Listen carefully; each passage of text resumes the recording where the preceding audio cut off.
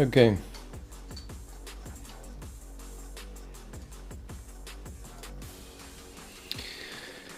At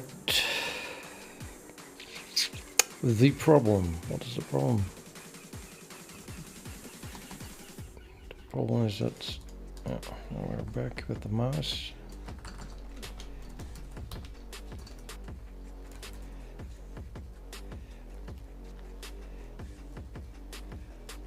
It's not linking. I didn't implement that function yet. I think there's another one, another thing that I have to concentrate on first, which is the issue of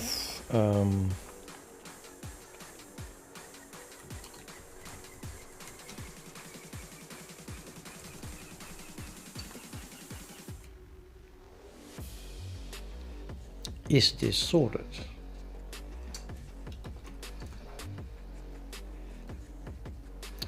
Yeah, that's one thing. So we're calling sorted descriptor set layouts on the shader input data. That's this. The confusing part of that is that it is a vector that is using set index.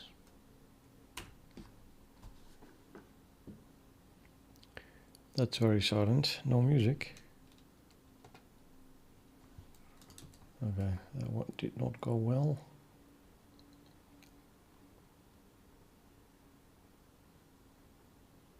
Let me see, what is the problem? File not found, T. Well, that's not working like this, apparently. How did I do that before then? Let's see if I have a history here.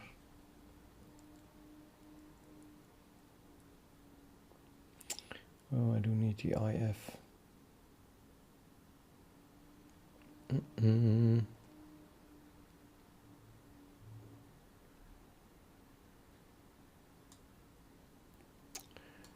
I guess this might work.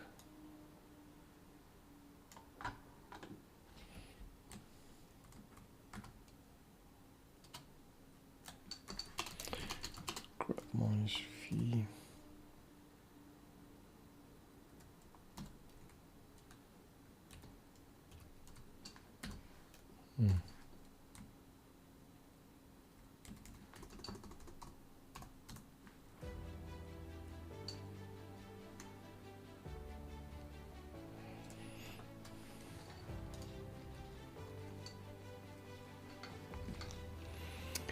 Okay, so a vector that uses set index as its index is hardly what I would call sorted.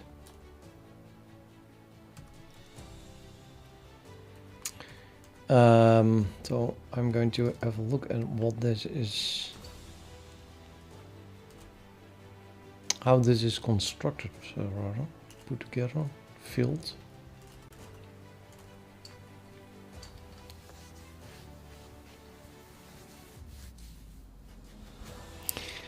And it turns out that it is indeed being filled by using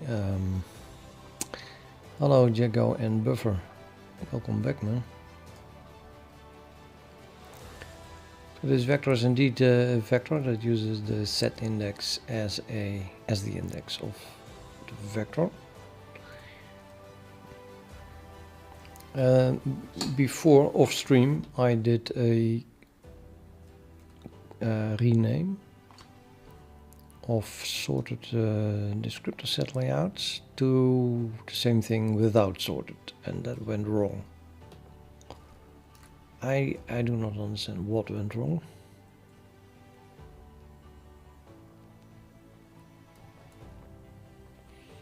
But this thing definitely does not seem like it's wrong in that it is a vector that has a set index, a true set index, as its, well, yeah, index.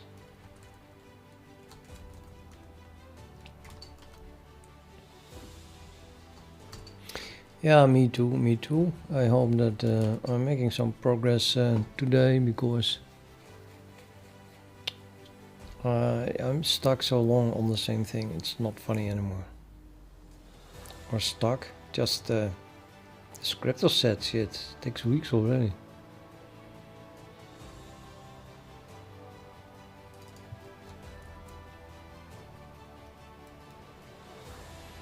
Yeah, it's a good question. It's a very good question. Normally by splitting it in manageable chunks, and then each of those chunks again in little chunks. But maybe I might have bitten off the chunk that is a bit too large.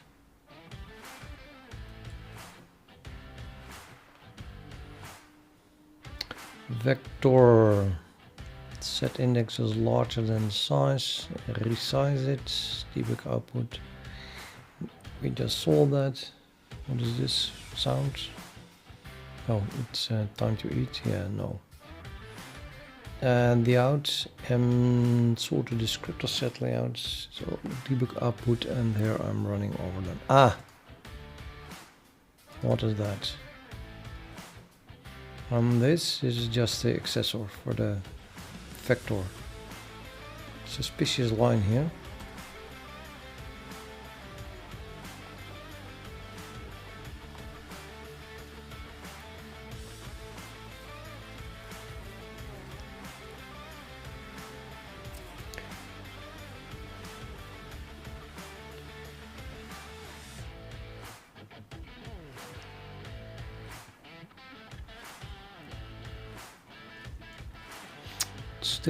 Still in the same order.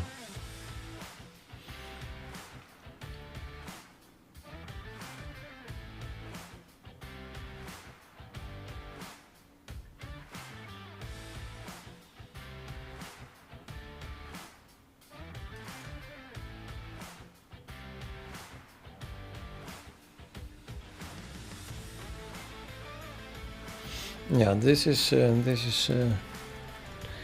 the part where I thought that something's wrong. So this M sorted descriptor set layouts doesn't even exist anymore now. What the hell?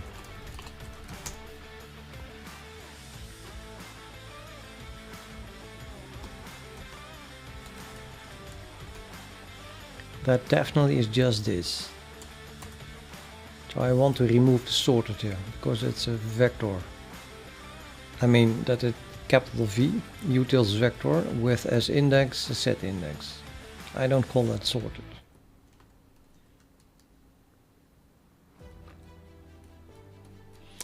But last time I cannot imagine why or how, but I think that it went wrong. So instead of just let me think.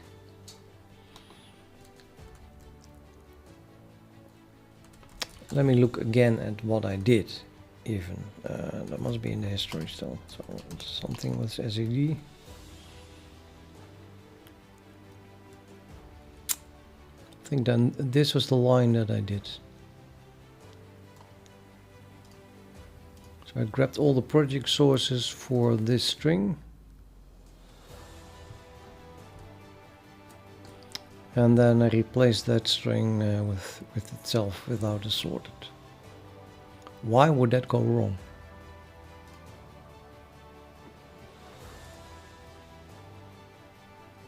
Of course, there is no M underscore in front of it.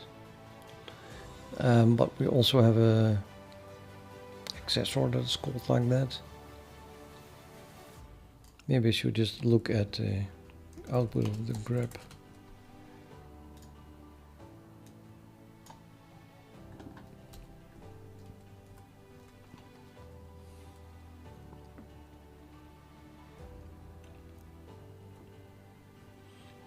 Okay, so this is yes what I want to do.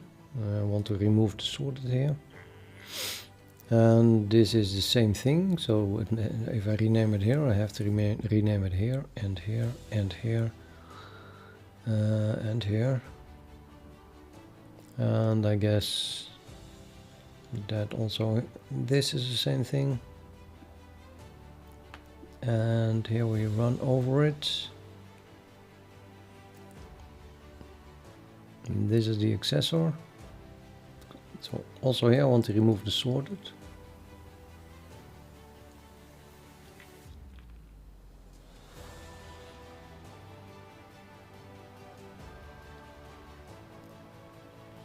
Which means that also this line has to be changed and this line. The only thing that might have gone wrong in then is that there is also a VHV underscore with that string.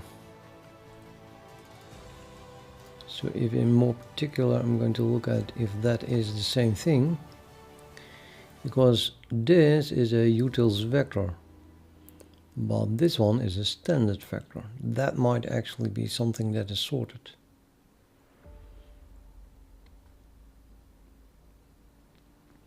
Maybe that's where it went wrong. So I cannot rename the accessor then, because then I also changed the VHV vector. Let's make sure that this is indeed not a vector that is indexed with set indexes. Going to do the grep prefix. Grep project sources, and then have a good look at what that really is. It is something that is passed to create pipeline layout.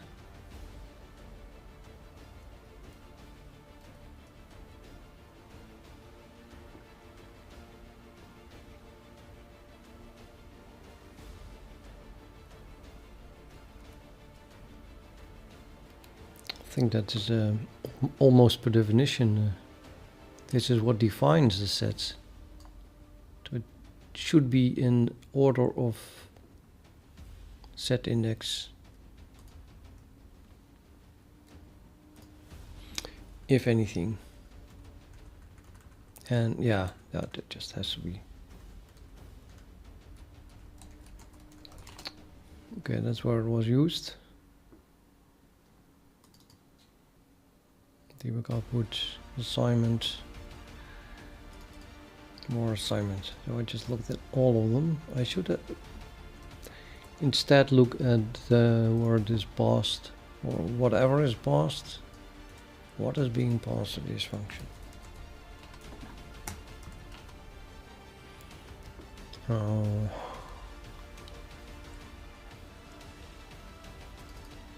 That's IMQ.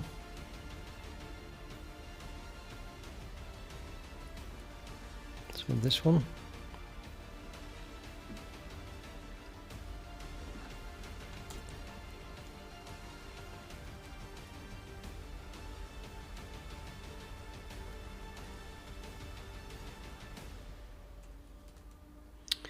That is a copy of realized descriptor set layouts.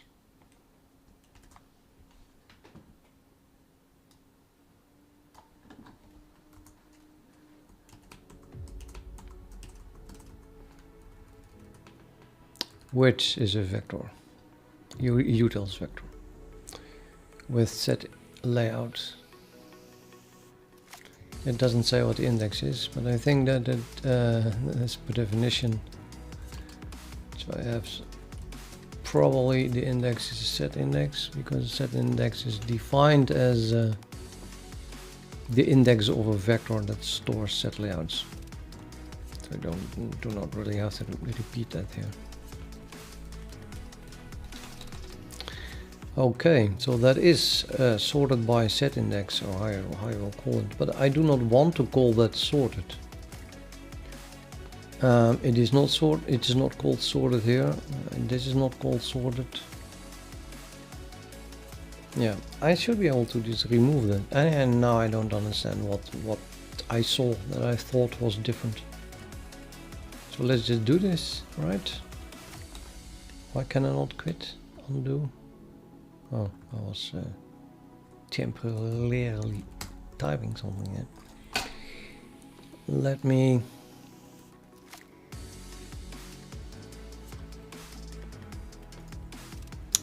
I think I just be able to do this again then, I guess. Grep -L args arg.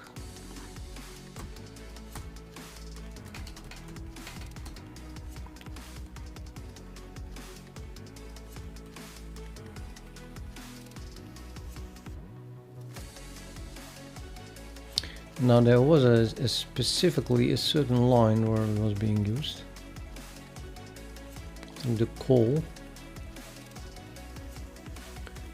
of the accessor.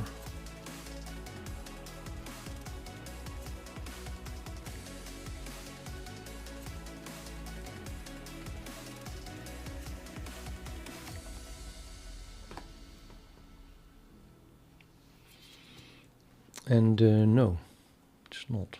I don't see it anyway. Does it still compile? If it compiles, then I'm going to commit it.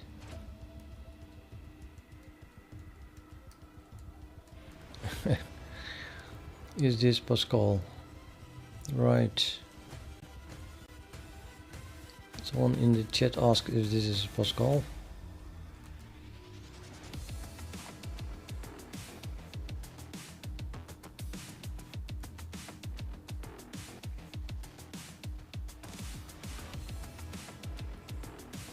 I think it compiles because the only error that is left is this linker error that we already had before. I'm gonna commit it. Diff. So it's a rename. Let's say just I renamed this. Good. Git commit.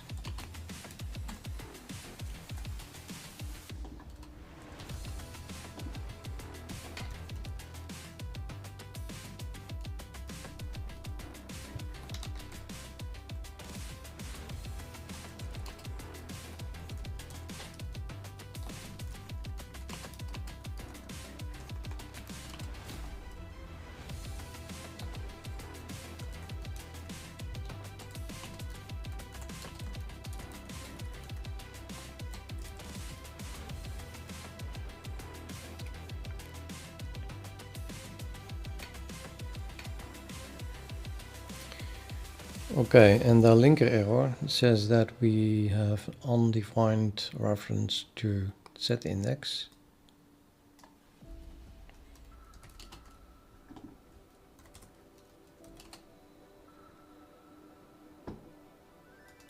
Pretty sure that is this one.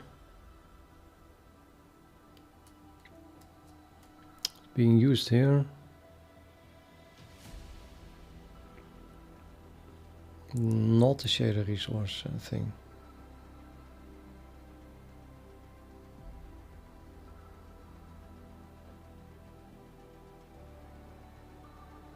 So that's the first line and the last three lines.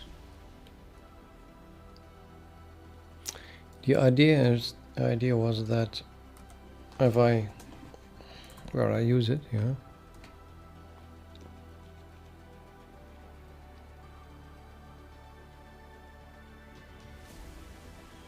At this point here, the M shader input data has all the information that it needs to create the descriptor set layout.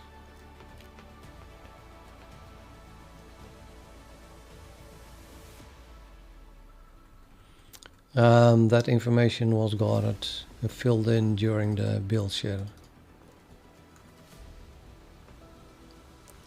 And maybe some stuff above, but that is the bulk of the work. So here we are really creating the descriptor set layout unless they already exist in the cache, and then I just reuse them. I picked the word realize for that. Went to the thesaurus. Well, this is a different stream from a few days ago as well, I think. But anyway, so realize means now get the handle, either create it or get it from the cache.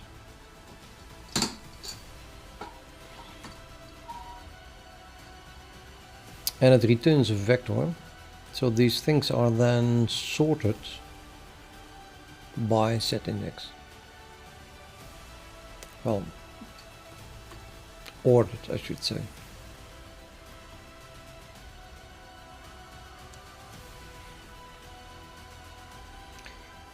So that means that I can use this vector,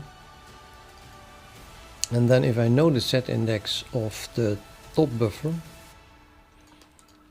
then I this way get the handle of the descriptor set layout that belongs to the top buffer, and then the same for the left buffer and the bottom buffer, which is what I want, because this function is being called with those arguments, and that function takes the handle to the descriptor set layout in this order: top, left, bottom.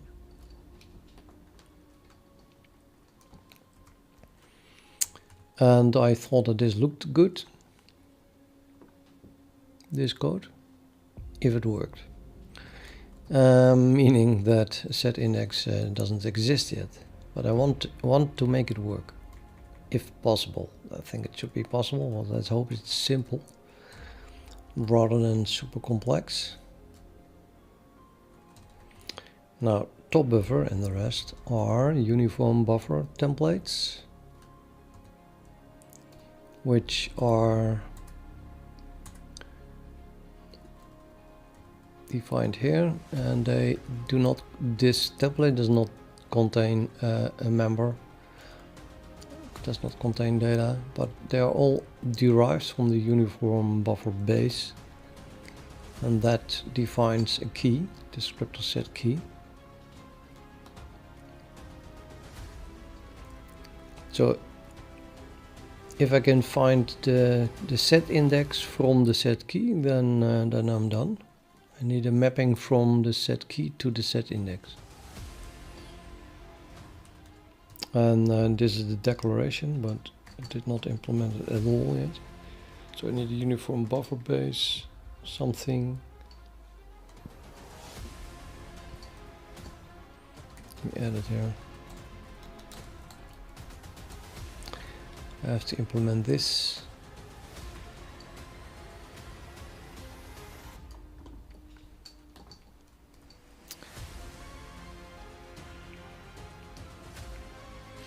And what I have here is the key, and it must be converted to set index. And this doesn't compile, but read it as a fix me.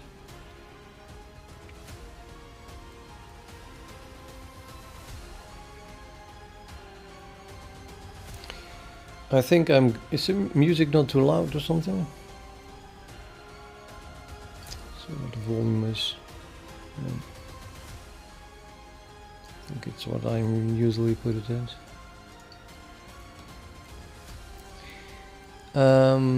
Yeah. I have no idea where those things are stored, but if you ask me, I have stuff like add uniform. And I thought that was the function that is doing this. And it's not implemented yet. Implement this, it says here.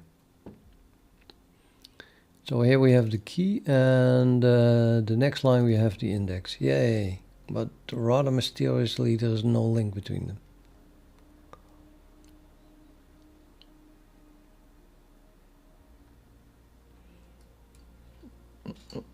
This is slightly confusing.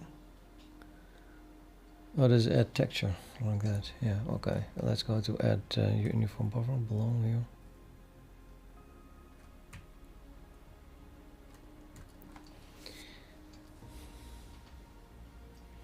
Okay, at least there is a relationship between them. So the key is being converted to the set index in this line, but not in the correct way. I do not really care about the correct way though, I just care about finding back that mapping.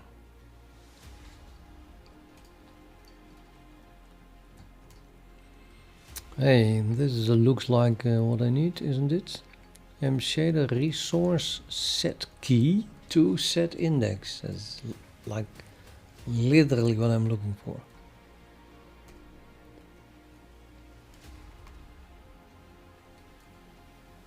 Set key to set index.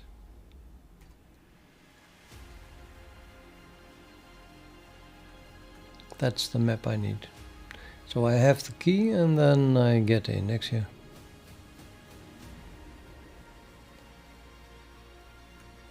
That would be this function here. Get set index from the key.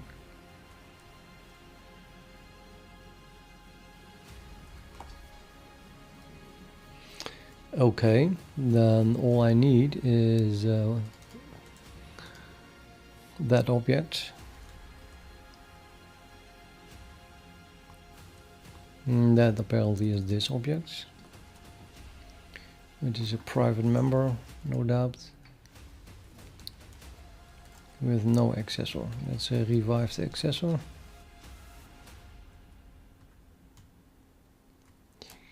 Used by, well, uniform buffer base set index, wasn't it?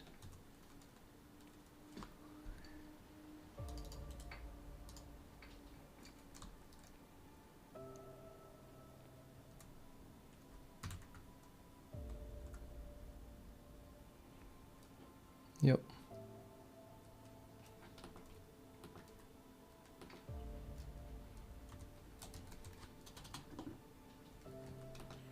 I don't know what I did, but I lost it.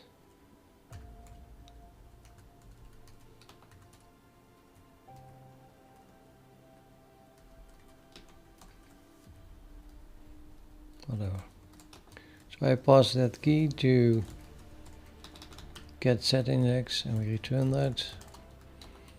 And this then must be called on that that function, which I've lost. But I think it is part of shader input data. So we can jump back there.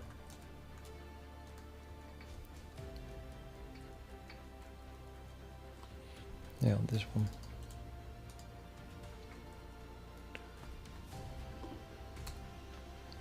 That one rather. Yeah, this is nonsense. I have to just call it on the shader input data.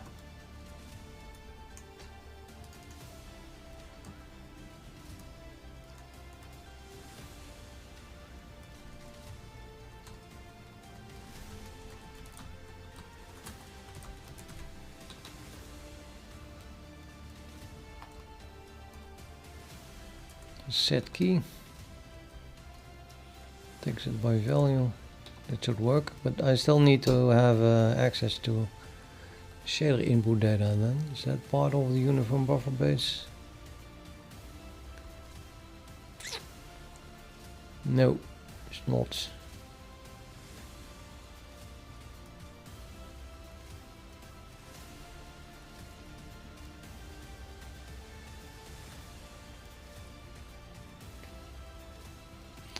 Okay, then we have to change this slightly.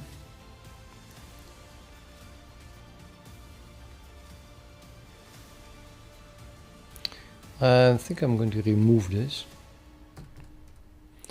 And I'm just going to call the descriptor set key, which gets my key. Instead,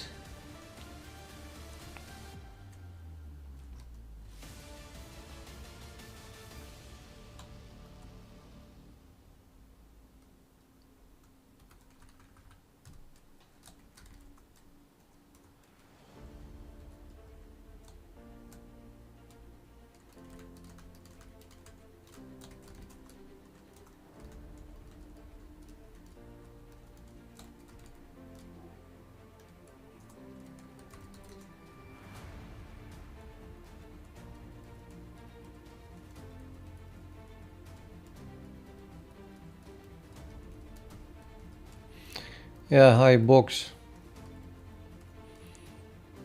You can use .h, why not?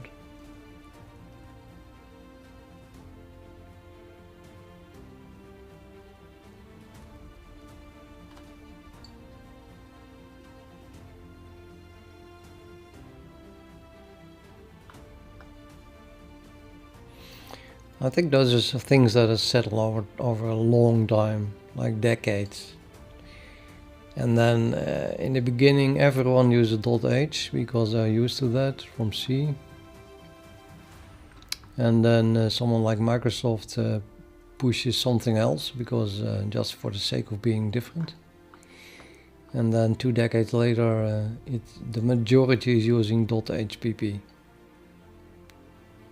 And well, maybe it makes some kind of sense because, you know, yeah, if .h was C, then and C++ is compatible with C, but it's becoming more and more its own language. You can hardly defend that it is still has anything to do with C. And we're already using a different extension for the source file, so why not for the header files? So, but okay, you can for the same thing for the extension of the source files. I'm using .cxx, which is also rather random, but yeah, most people use CPP, and then HPP for the header seems logical, I guess, but it all works. It all works. It doesn't really matter what you do. It's still supported wherever it matters.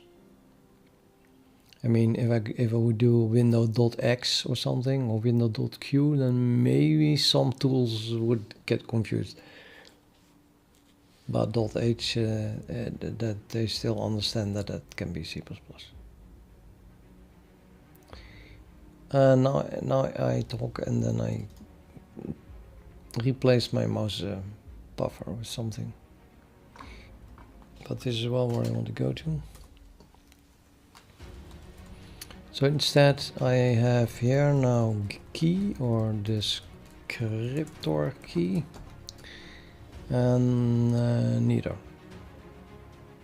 I blame you. Get.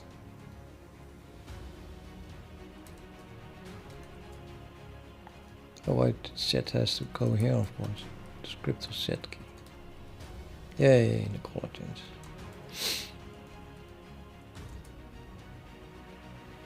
So that gives the set key, and then I have to translate that to, that was get set index, or we pass the key.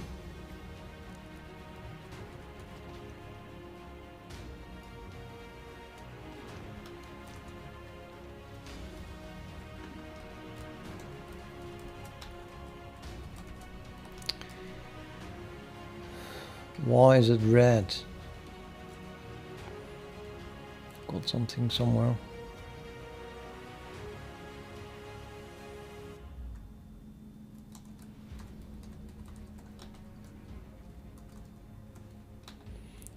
Okay, and then this get set index must be called on mshader input data, which I do have here.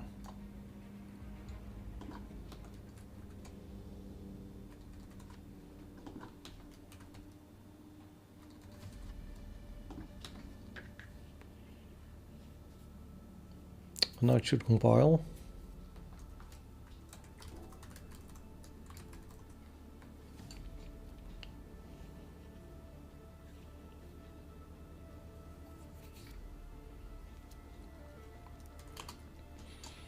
Oh, what? No member named set index in uniform buffer. Never wanted to do that. Key. Descriptor.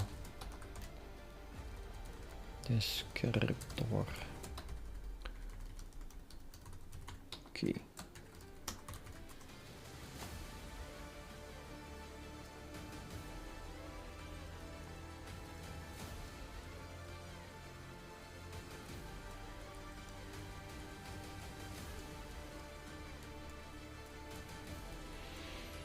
Is that because it compiled ISA? How do you pronounce it? ISA 1, ISA 2, ISA 3, something else. It compiled. It's of course not running, but trying to think of the next thing that I should work on.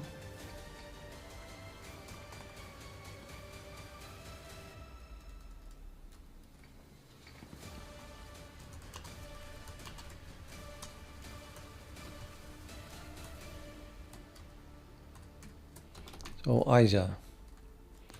If it's English, I guess that makes sense. Okay, I'm gonna run this and it crashes on a nice assertion. Assertion says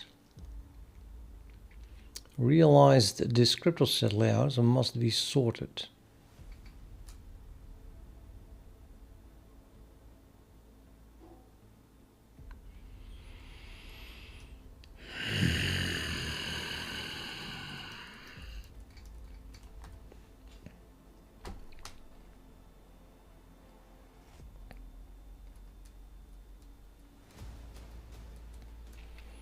I suppose that the viewers all noticed that this is exactly what I just changed.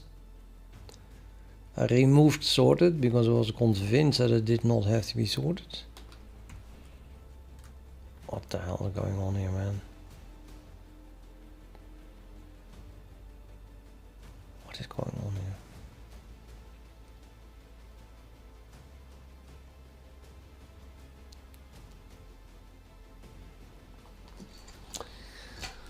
It's very confusing. That's what it is.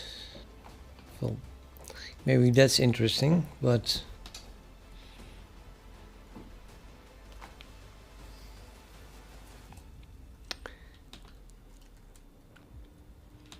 I'll try to explain my thoughts.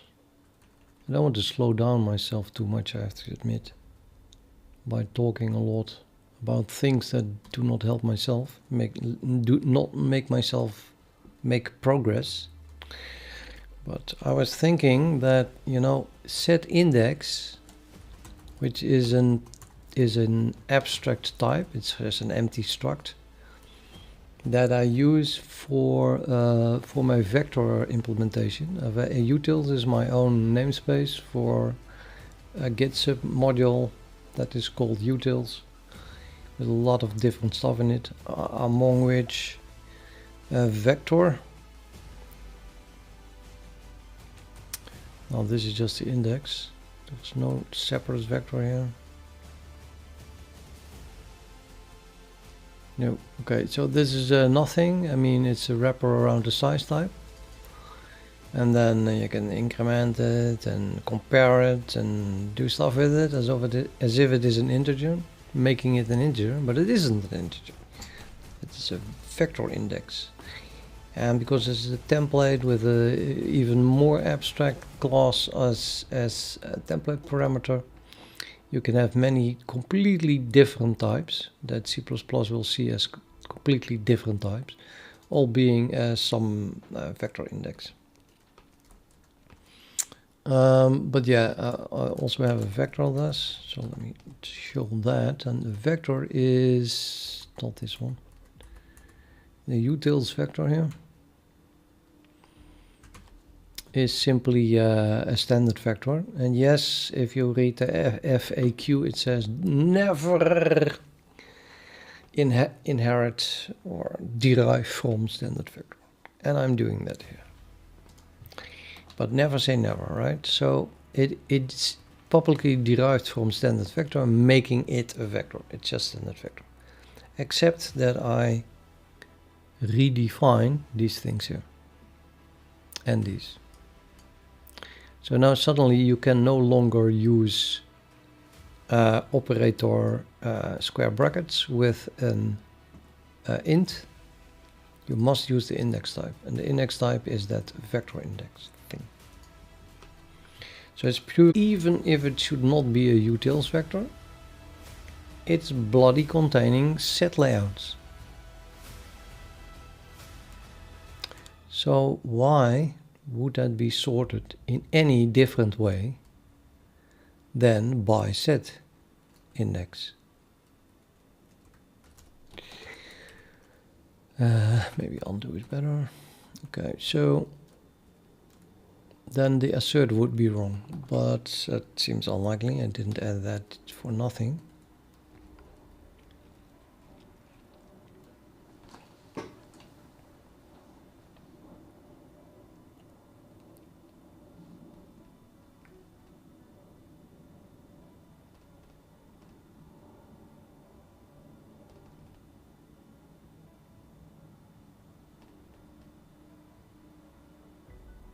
It wants me to use a different sorting, which of course makes no sense whatsoever.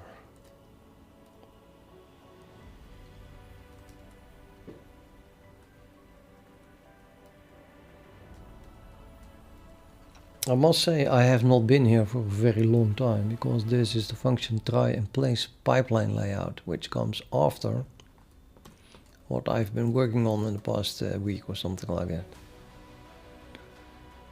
Yeah, I've been working on, let's say, creating the descriptor set layouts, and now we have that. I'm going to create the pipeline layout, and once we have that, I'm going to create the pipeline. And then we'll see some graphics that I already had on my screen a month ago. Okay, the question is therefore, is this assert wrong? What should be the ordering of this realized descriptor set layouts thing?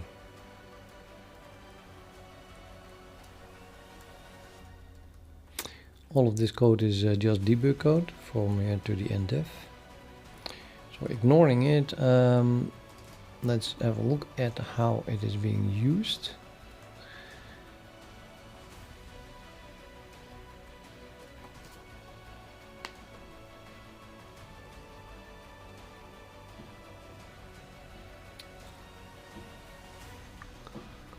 It is being used as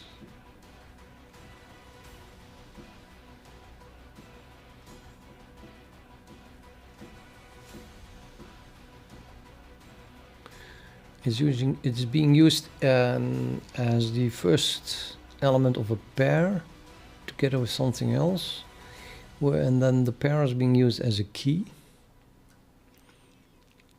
and that key is being used to look in pipeline layout. Underscore R means that I can read it, so we have read access.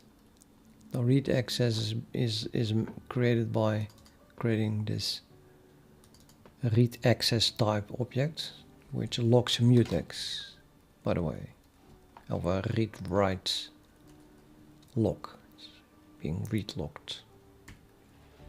And then we get the read access to this thing here, M pipeline layouts. So this is then we get access to this type here, which is a map. A map that uses pipeline layouts container key type as the key, which is a standard pair of vector with set layouts.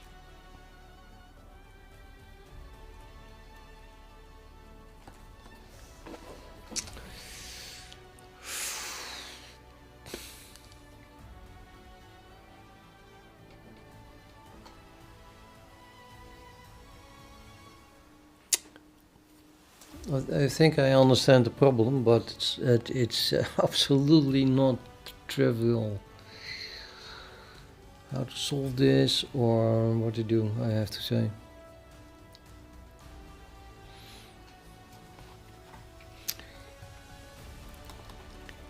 Let me show you what the set layout, hopefully, at least if I remember correctly. Yeah, The set layout contains a handle, the descriptor set layout handle. But it also contains a vector that contains information that was used to create a handle.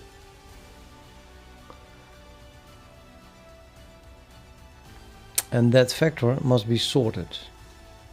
And it must be, when I wrote sorted here, I meant that you can compare them easily. So let's say if I have two of those vectors and they would not be sorted, and each vector has two elements, and I would swap the two elements in one of them, then the vectors would look different. But in reality they are not really different because the order is not important. But in order to be able to compare them and see that they are really equal, I sort them in a way that if they are equal, they are really equal because of the sorting, if you get what I mean. So the sorting can be rather, well, random. Arbitrary, I should say, but it must be the same every time.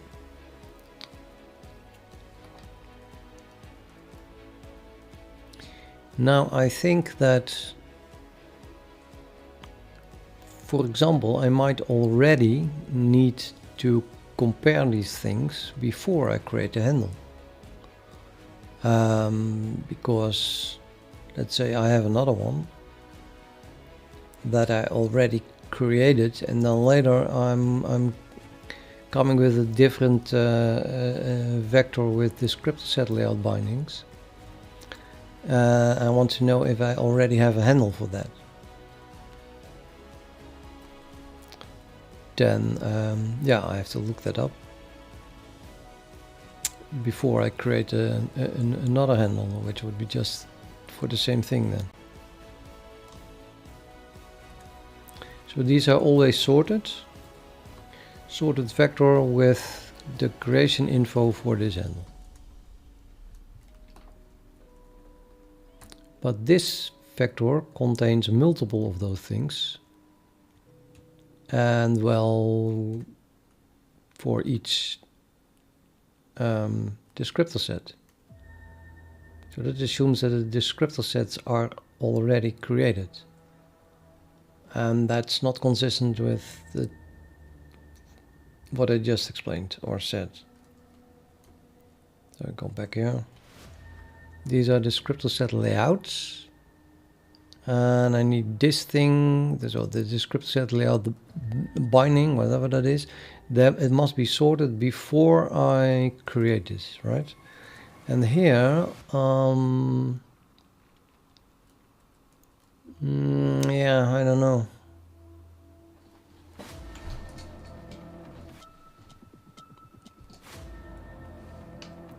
It's not really true that I already created it, of course, when I know the set index. I think that one of the big problems here is that I didn't write a code yet that generates a set index, and I keep being confused, and I keep pushing it forward to a future date, where I finally write the code that determines what goes in which set.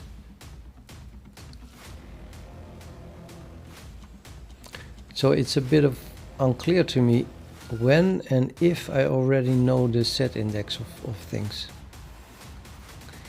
Now, I think that when I wrote this code, so several days ago, I felt that I probably would not know the set index at all. So I didn't want to take that into account.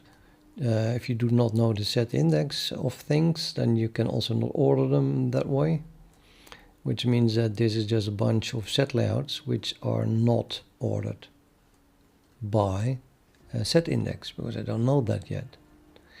But I do know what they are made up from. I do know the data, the underlying data that is being used to create them, and I could sort on that, and that's what I did.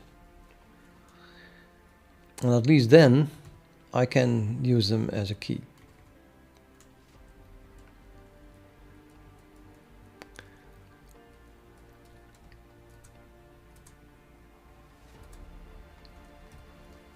and I'm using them as a key.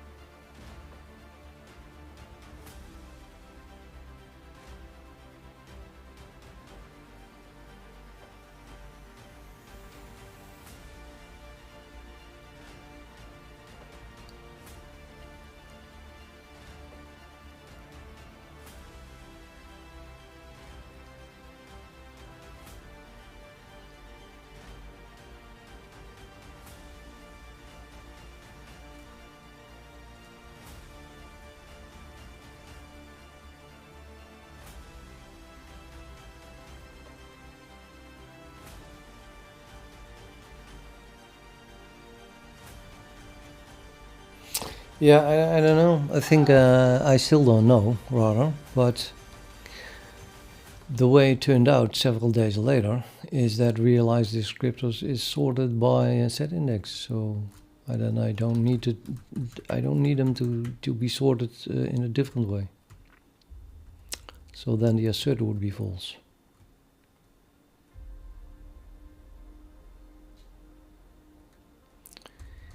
But then it's at least a little bit worrying that I have something like set layout compare. If I think that set layouts can be sorted by set index all the time, then there is no reason to have a set layout compare, which does something completely different.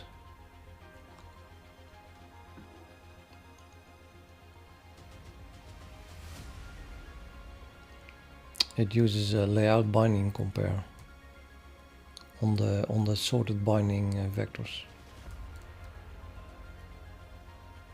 So this is definitely a way to solve that if you do not know the set index.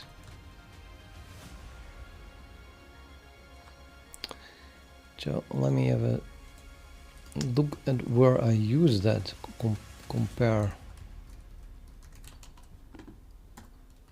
Not many places. I'm happy with that. Okay, this is a for declaration.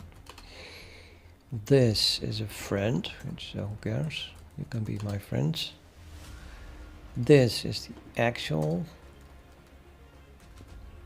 implementation of the compare itself. And the functor itself, and then we have only 2 lines left. This, which is part of that debug code, which I might just delete then. And then there is 1 line left.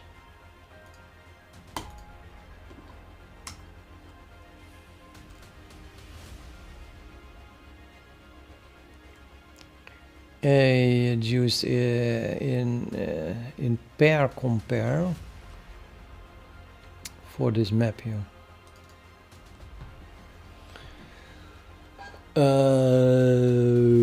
Okay, yeah, but then I can just change it, I guess.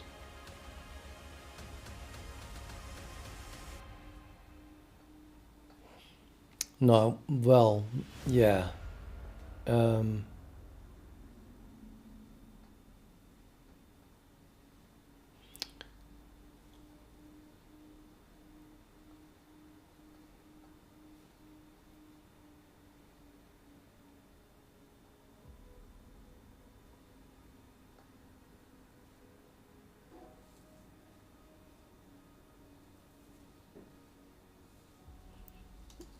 Yeah, confusing. This is not clear at all, but the conclusion is that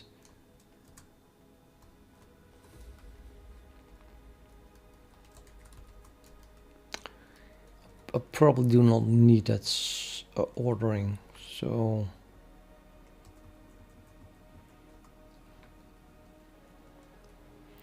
I would say the assert is wrong, but we still need this key to work.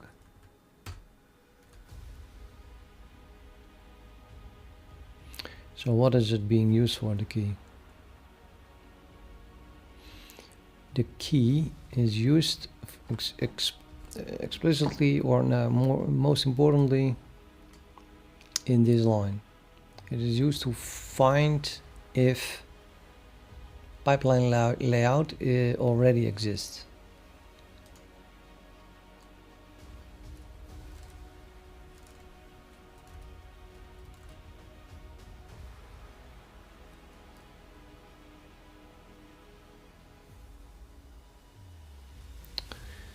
Hmm.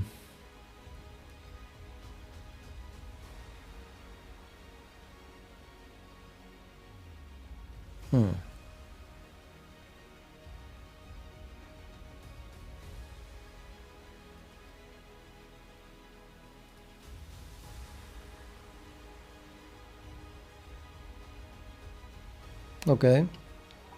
I think I'm starting to see it.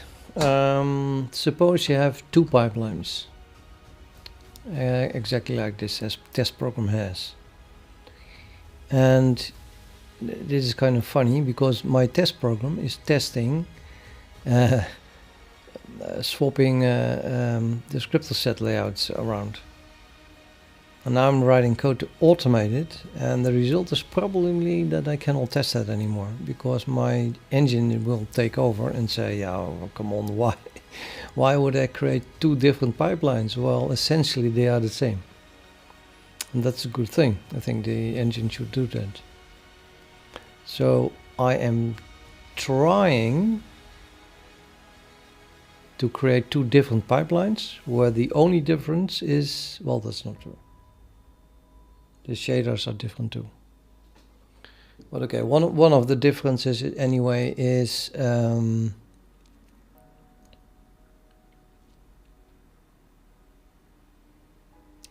that's a good question. This is the layout. Layout has nothing to do with the shaders, I hope. Okay, we're not talking about the pipeline. We're talking about the pipeline layout. Yeah. And then the only difference is that the two of the descriptor sets are swapped.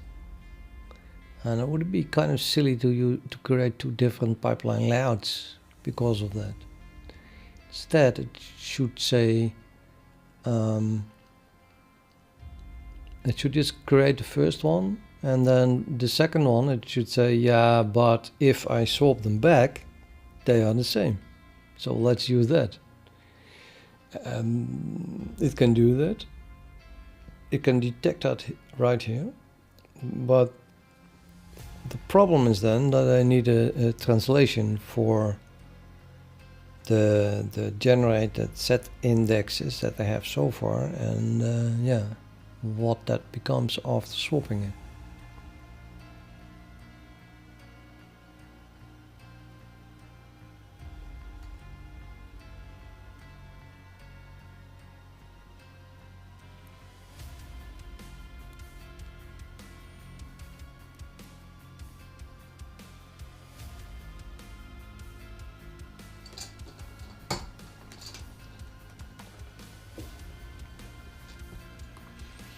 To suppose that that this code is going to decide that it wants to use a different order.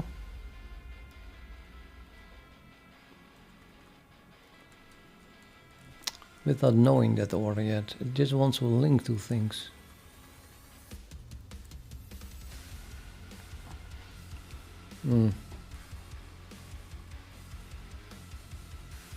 Let's say the iterator is not equal to end. That means that we already have it, and we are going to return iter second, where iter is what we found. So that means we found it in this thing, which is that type, which is eventually this type, which is a map containing second would be then this unique pipeline layout. It's unique handle to a pipeline layout. Isn't that the handle then? Yep.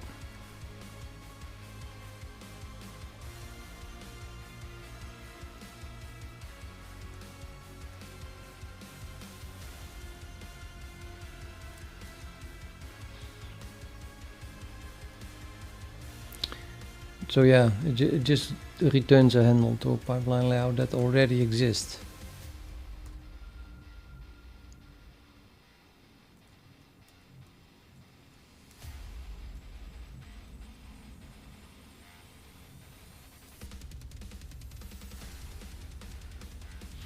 How about this? I pass it in a some order, and then I make this reference, and this function is allowed to reorder them, and then after calling this function they are reordered in the correct order. So then and only after calling this function the first element is set index 0, and then the next element is set index 1, and so on.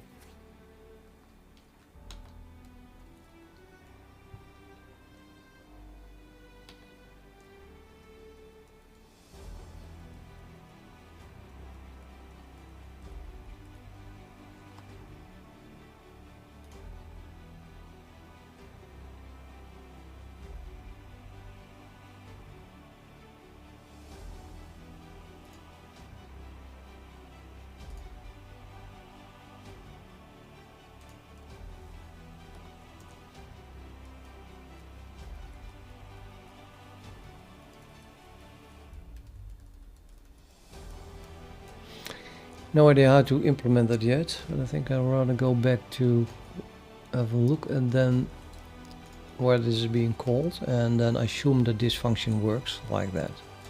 So we can implement it later.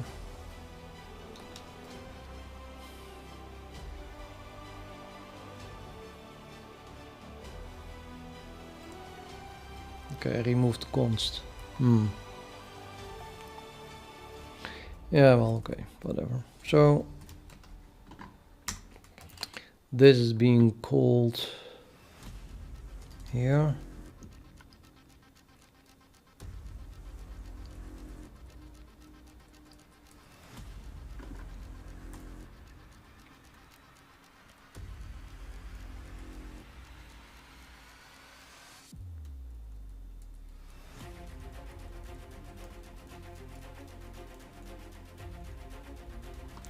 Meaning that it's not sorted here necessarily, but it is sorted afterwards, after this call.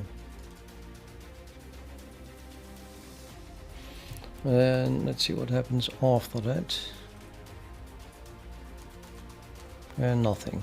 That's annoying.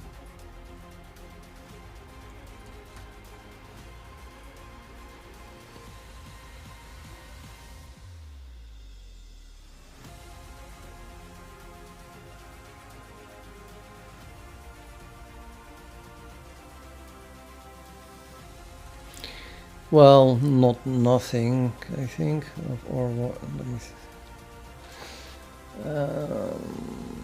because this is also a reference. So the const is I have to remove the const here. I have to remove the const here as well.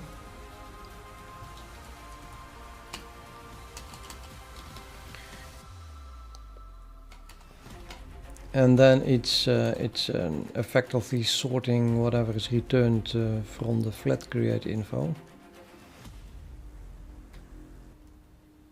which then also must return a non-const reference.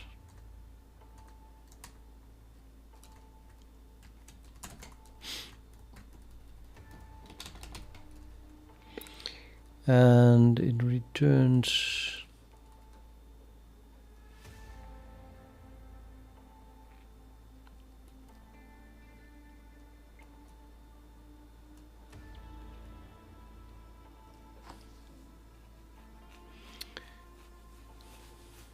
realize descriptor set pointer as a reference then, which means that this pointer must be non-const.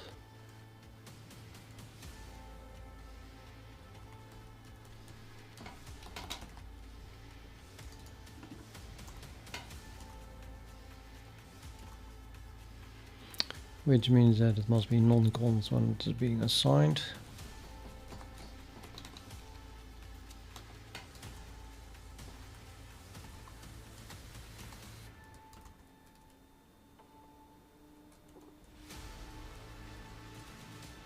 Do you remember that today, in the beginning of the stream, I removed the sorted in front of this string?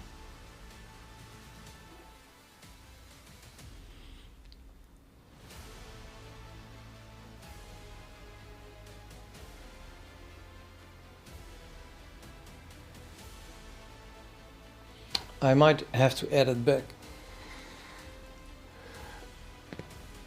I could use the fact that it is sorted in such a way that I can use it to look up that key.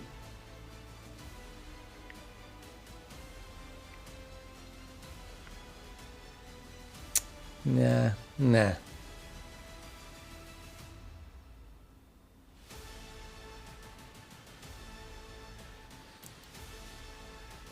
I think I need two of them. Two different kind of sorts.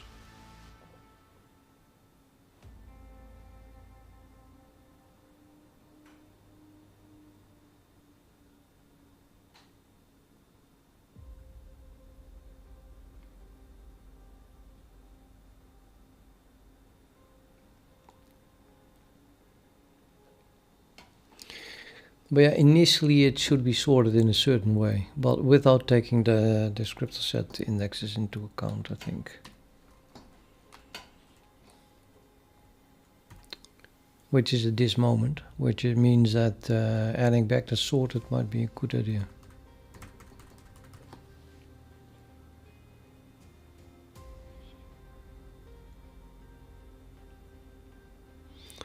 But I definitely understand my own confusion, no? Because first it must be sorted this way and then it must be sorted that way. Yeah, so let me think.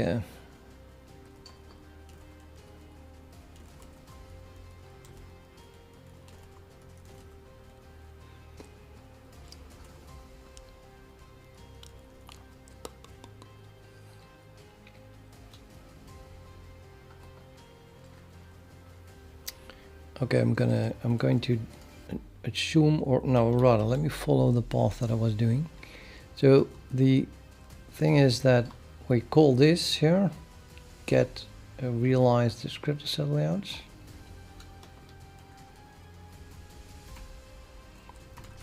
Which is not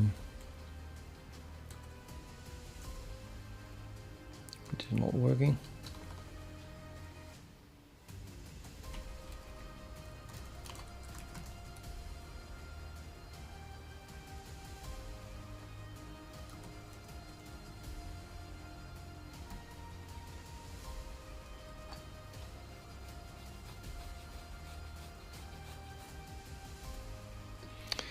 Which returns a pointer as a reference, where the pointer is this thing, and that thing is being set somewhere here by a call to add descriptor set layouts, which is called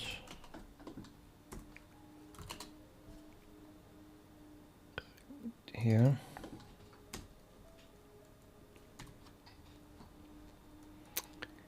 We make a pointer of whatever this function is returning. That is the shader input data and descriptor set layouts. And that's the same thing where I remove the sorted from. So that is this vector. So that was a, a long route. I don't think I will go back to show it again, but in the end then this is the one that is going to be reordered. So initially it's sorted by the vector inside set index. No, inside set layout. So initially it's sorted by this one. And then after realizing it is put in the order of set index itself. So that set index can indeed be used as the index. And that last ordering depends on if it is already in the cache or not. If it's in the cache, we just use the old one. And then we get the same set indexes. Because if you create just one pipeline and you have a bunch of descriptor sets, and who cares what you put to set 0 and set 1 and set 2, you can reorder them at will. The only thing that matters is that you use the same number everywhere. So the order is not important. And then this code basically says, okay, I pick a random order for one pipeline, but if then, for pipeline layout, but if then later you try to create a pipeline layout that is very much like the first one, I reorder them such that I can reuse the first one. I'm even going to make it more complex than that. So you have one pipeline that uses 3 descriptor set layouts and another pipeline that has 4 descriptor set layouts. Then it might decide to add the 4th descriptor set layout also to the first pipeline, so that it become the same. It's more or less heuristic code, and in order to I was more or less planning to just run the program, so the game, whatever, and while it is running it does statistics. And then it decides, okay, I see this being used a lot, so let's morph it a little bit and get rid of duplicates, and then suddenly it runs faster. Something like that. Which is of course completely insane, but that's my insanity, that I do stuff like that. But I had that in mind while working on this, so that's why it is written the way it is written right now, which is very complex, but also very flexible.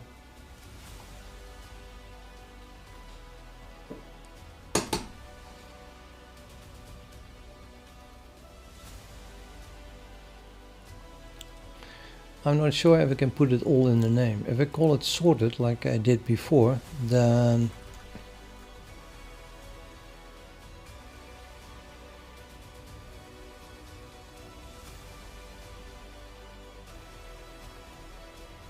it's the same vector that becomes the realized one, right? Maybe I should just copy it.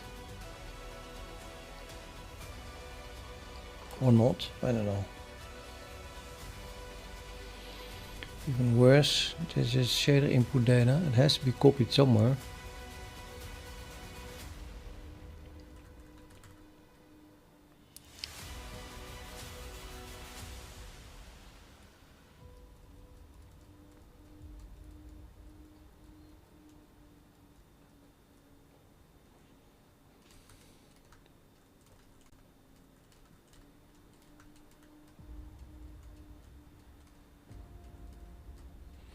I'm not sure now that the sorting of this same vector makes much sense, because it's very confusing. Maybe I should just rename this back to sorted descriptor set layouts and then keep a duplicate of it or something.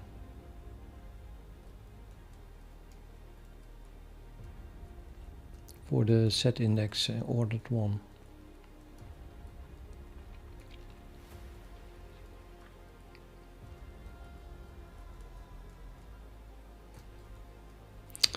Okay, someone asked for a demo.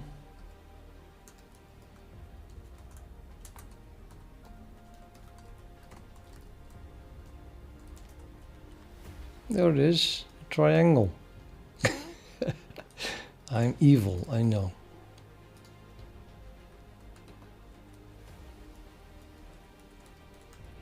I'm not sure if the other one works. I have this one. This is about the most complex thing I can currently show. What I'm working on is not working. So you can change this complexity. Each rectangle exists of, I don't know, 1 million triangles, or a lot anyway. And I can put a lot in it as well. So when I put 3,000 triangles in it, which are, well, they don't look transparent. But definitely the frames per second dropped then to 4.6, which is pretty low with my video card, what it says here. RTX 2080 Super.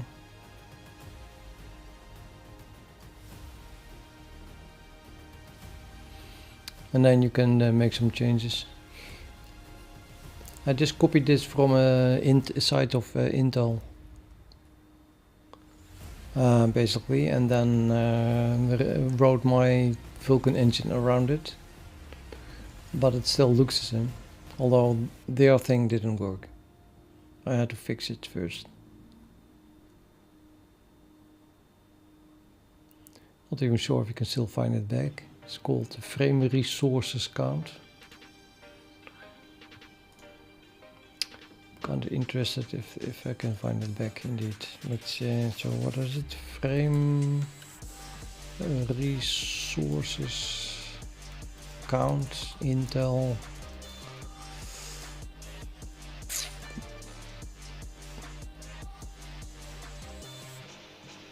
Yep, there it is.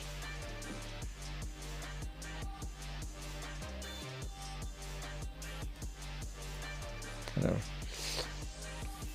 So this website here,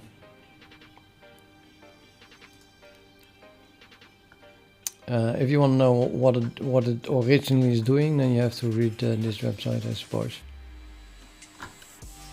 But Intel abandoned it more or less. It was written 2018. And if you ask me, the reason they abandoned it is because they discovered that it didn't really deliver. So the story is nice. If you read this, you say, oh yeah, okay, yeah, wow, yeah. No, nice explanation, everything. And then you run that program and nothing. No way. No way you see back this. It's, nah, it's not there. But, okay, it gave me a nice start anyway.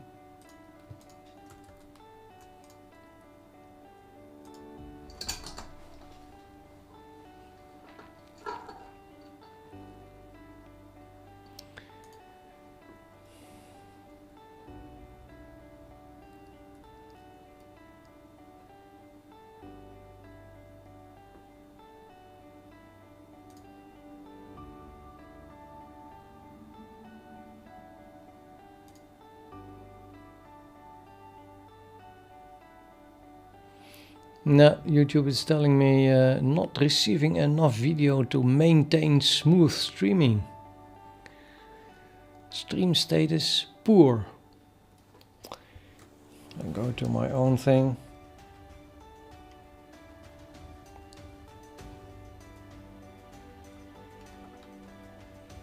%100% perfect.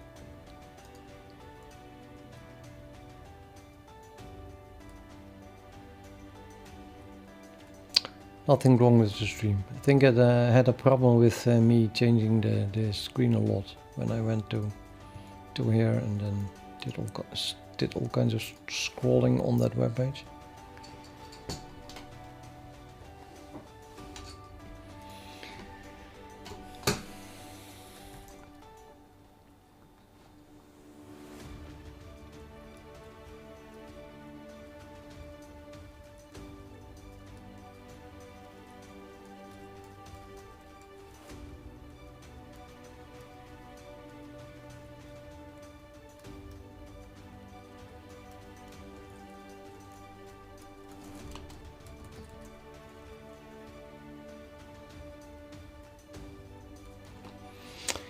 Okay, I have to make this decision. Am I going to resort this vector and basically use it for two different things while I'm not even sure how I am going to implement this? Or shall I give this vector a more clear meaning, and then if I need it to resort it, I'll just create another vector? I think it should do the latter, because it's difficult enough as it is, and it's not clear at all that resorting it will bring me anything.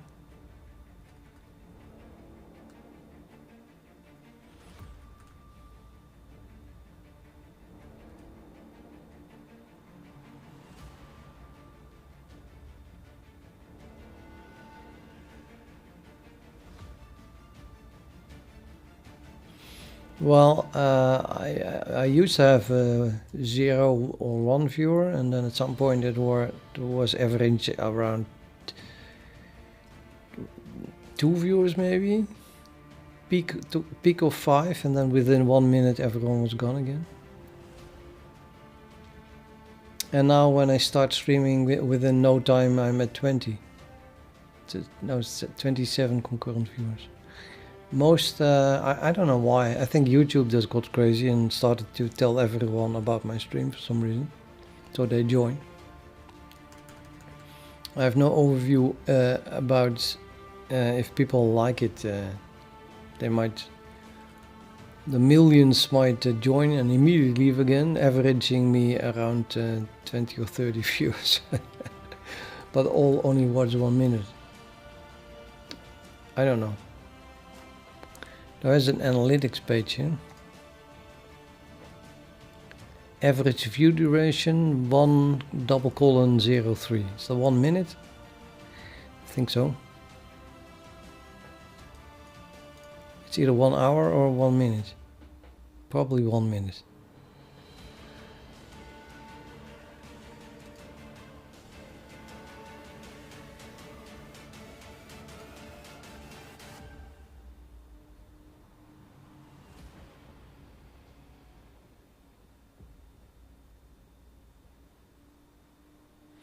That's good, man.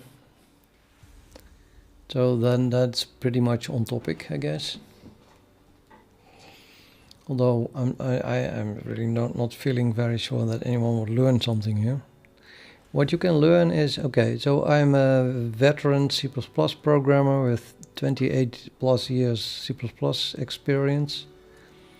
And not just that, but more like 60 hours a week than less. I also have a high IQ, so I'm not a stupid person.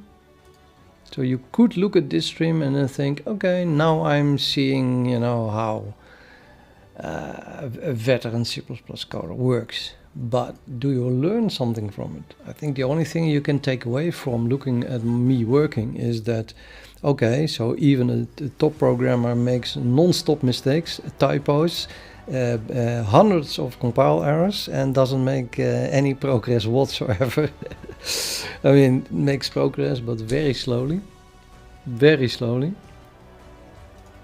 So I'm not that bad. That's maybe a takeaway that you can get. It's not like, magic and every key I type is correct. And you can hardly follow what I do and then suddenly the whole application is written. No, it takes a few years to write it, if I get it to finish at all. And I'm very confused myself too, although that might be because I'm getting old. It's hard to know that or realize that yourself, how your mental capacities are degrading. I mean, a lot of people, both my parents have Alzheimer. They cannot remember anything new anymore. So yesterday I went to the birthday of my mother. She turned 86. And, we gave her a present. Digital photo frame thing. And I think the next day, or even after dinner, an hour later, she can come back and then say, "What is that?" As if she never saw it before. She doesn't know that it's her birthday. She doesn't know that her sons has visited her and gave her that present.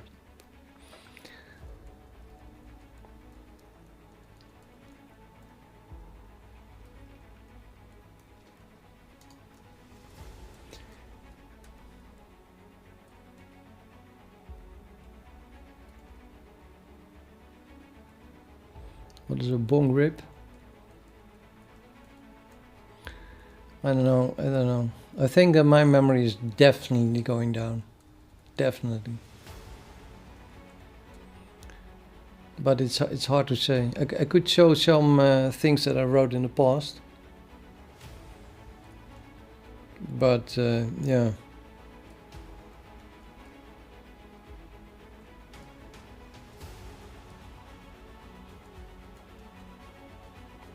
Probably the complexity is hard to compare anyway. Yeah, my father too. He can still walk around. He helps my mother up from the couch all the time. Walks her to the bathroom and back. She can hardly move anymore. But his memory is also gone. But he doesn't know, He thinks he still does his own finance. And he thinks he can, basically he's still the same person. But he can also not remember anything. I tell him next week my brother will come too. Then is the birthday of my mother, and we'll both come. And then the next week we come, and he's surprised that we visit. He's like, "Oh shit, I forgot the birthday of my wife, but let's pretend that nothing happens. Let's pretend I didn't forget it." It's mostly confusion. But okay, Alzheimer aside, it's just very difficult for me to really know for sure that I'm less capable than I used to be. I mean, it should be, because now I'm 58. So I think that when I was 30, say, I was probably more capable in remembering things. My main problem here, which slows the progress down a lot, is that I just don't have an overview.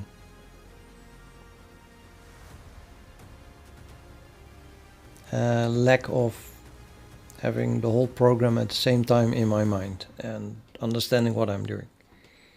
That's a major problem, and I feel that as if that's new. Let's say as if that would not have happened in the past, and that it gets slowly worse.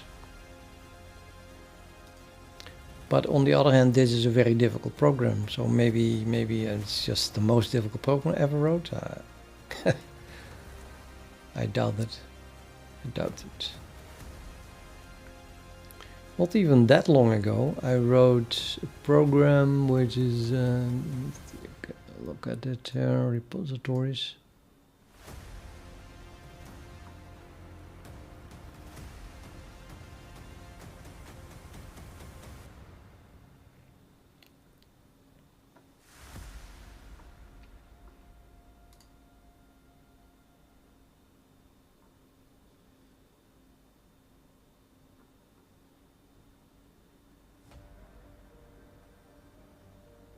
Yes, well, memory model. Last I worked on that is 3 years ago only, so I was old then too. And it's definitely a very difficult program, very difficult.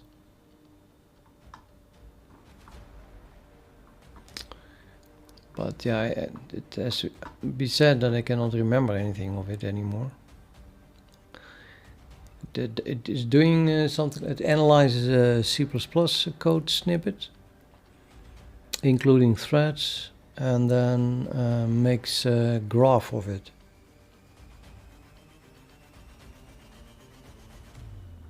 If you understand what I mean. So I think each memory access, so each read, each write, things like that are nodes, and then there are all kinds of well, directed connections between those nodes, edges, directed edges. Yeah, I think that we have proof right there, man. If I have to look, if I have to do effort to remember the word edge of a graph, I think I'm getting Alzheimer's as well in the end.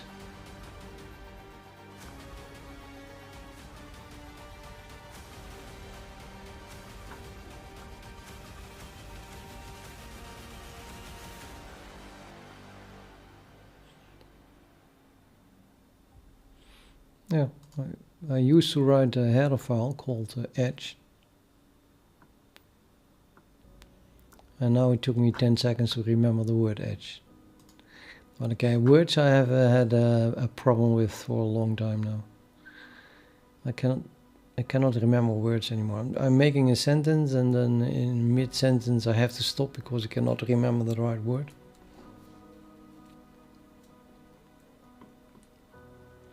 Guess most of it I wrote 5 years ago.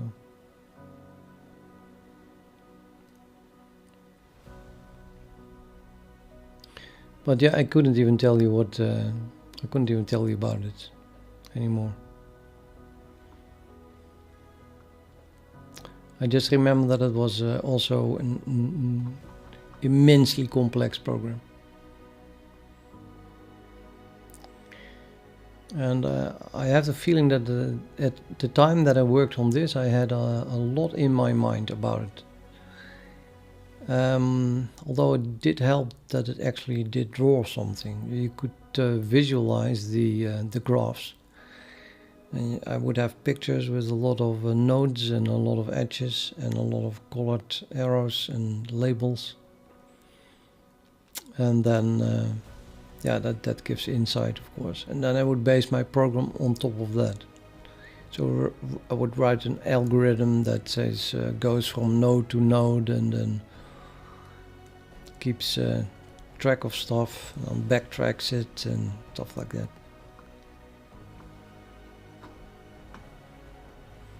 A nice invention of this is that I have I added statistics, the chance that something happens. So each edge has a Boolean expression linked to it, and then the edge only exists if the Boolean expression is true. So you can have a graph with a lot of edges in it that are inconsistent with each other, but because each are labeled with the Boolean expression, it's actually many consistent graphs at the same time in one graph. So that makes the program a lot faster. So as a part of that, I worked on this Boolean expression submodule.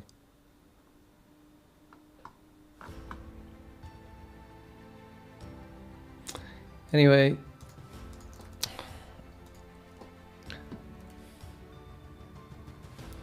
Nederland, yeah.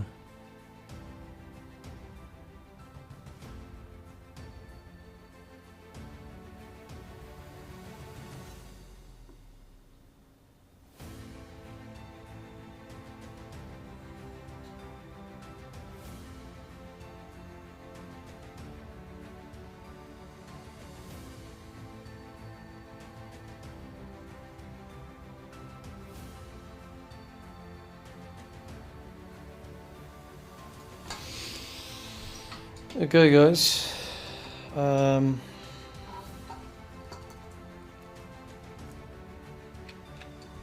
Realize the script set.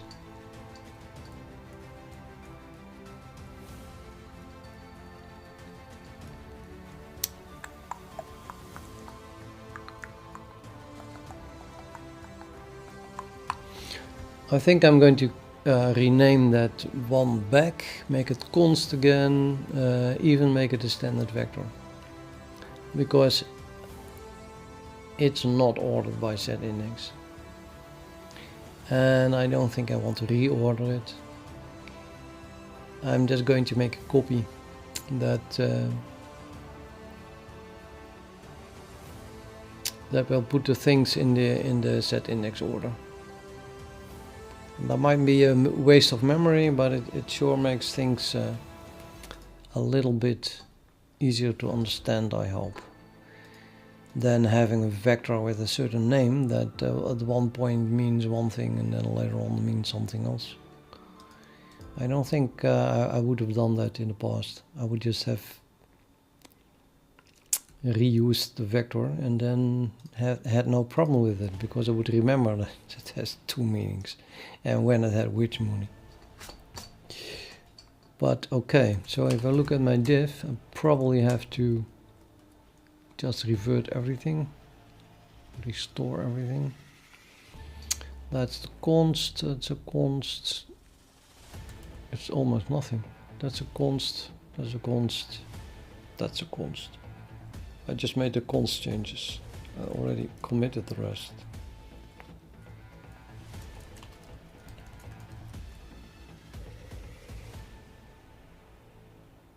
I want to restore everything, I think.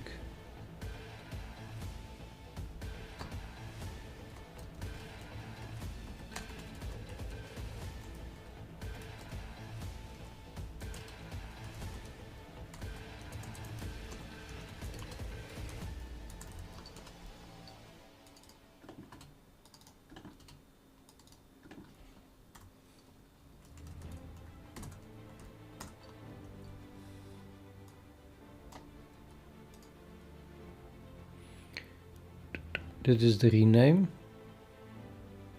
So let's back up the rename as well.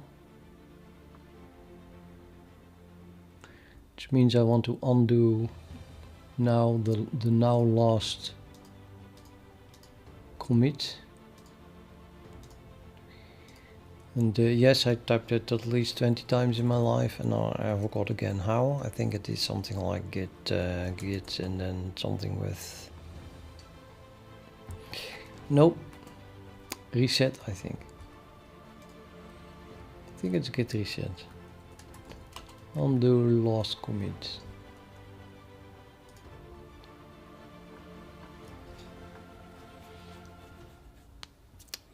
We're gonna go for the reset hard. And yes, now I remember it.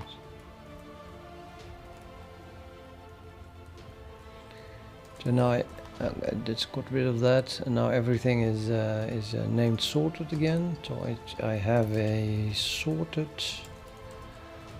descriptor set layout, and I don't.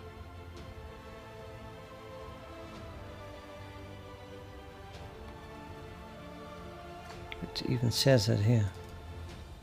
Head is now at rename. So I just removed one that... Huh?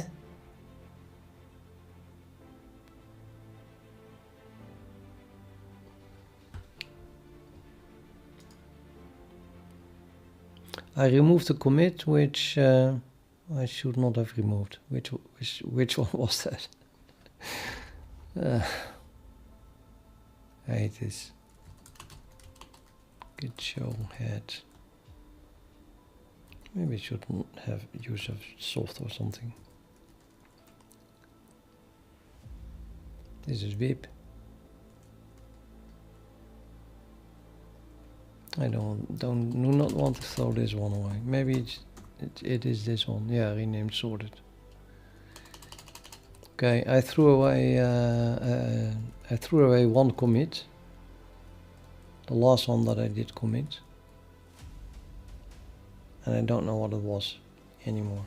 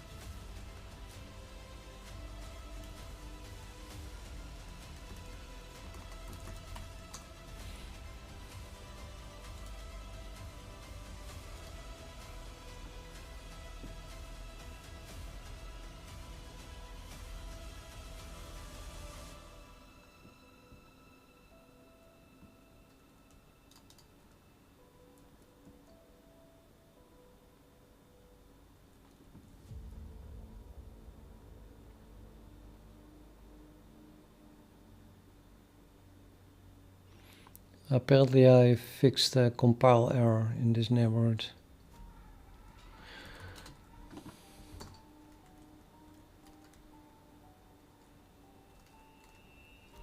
Yeah, this has been changed back.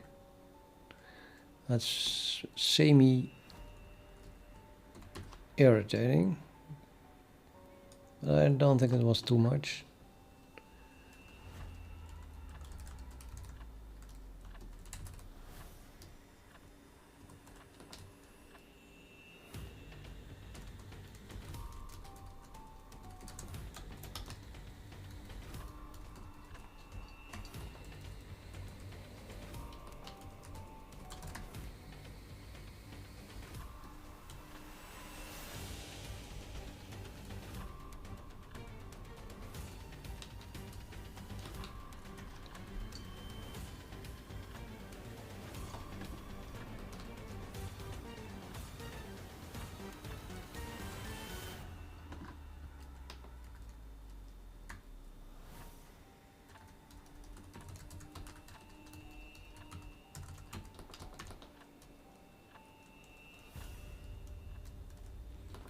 That was the change. What if I'm not writing it yet? No, that's silly.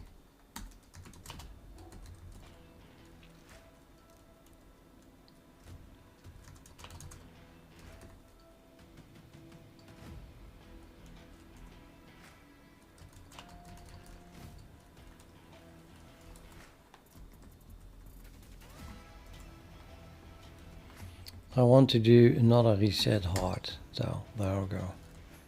And now I want to see that I have that back. Good. And then we go here. Now I go here and do dashboard. Now my div is that. And let's commit that again. Wait, now I have a git status. It's rather small. What? Did I already commit this? No, that's nonsense. Get commit minus A. Also whip.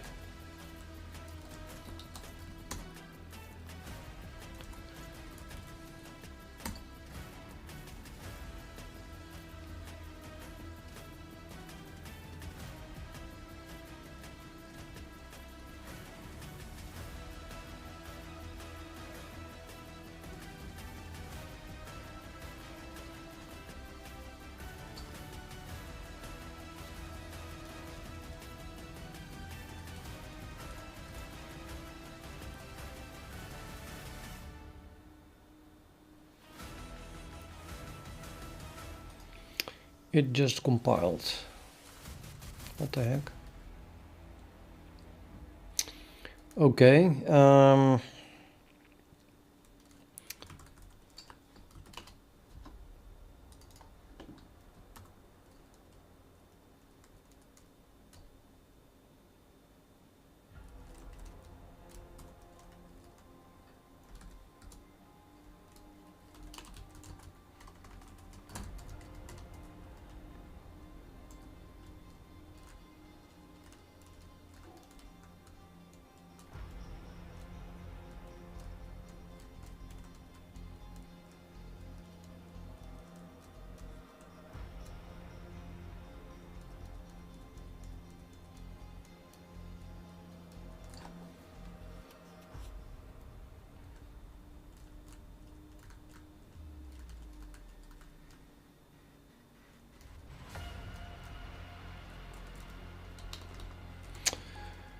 I did not forget that. Don't understand this. Okay.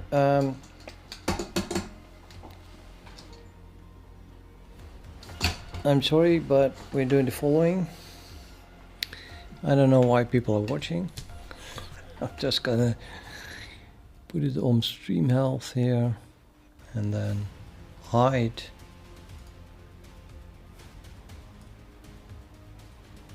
the number of viewers, so I'm not distracted by that.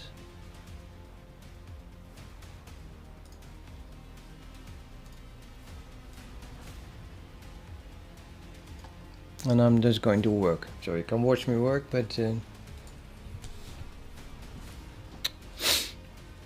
sorted descriptors and layouts, yeah, was still highlighted.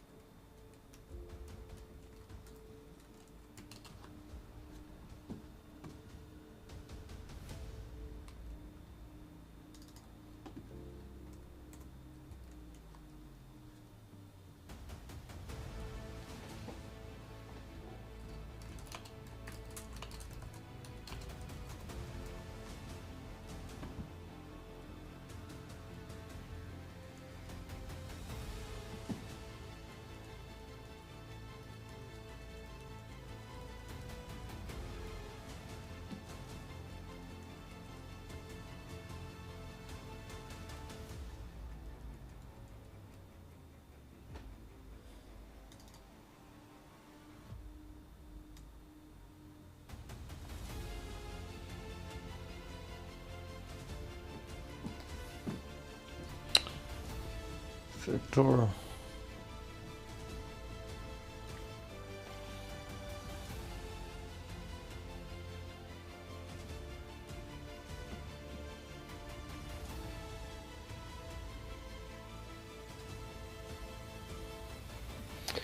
I'm using Arch.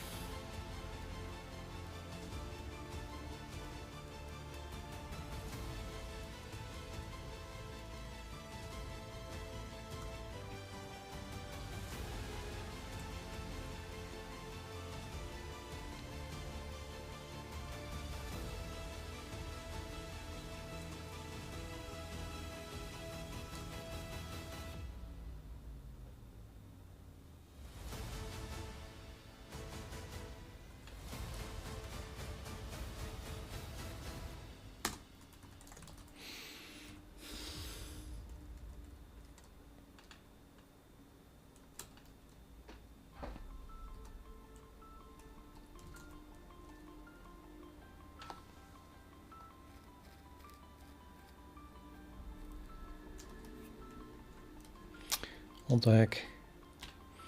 Top buffer is a uniform buffer, which has a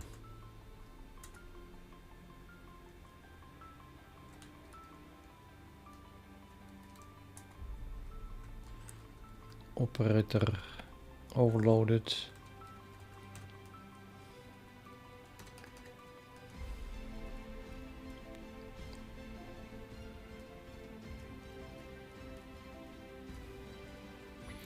Which returns a member of M uniform buffers.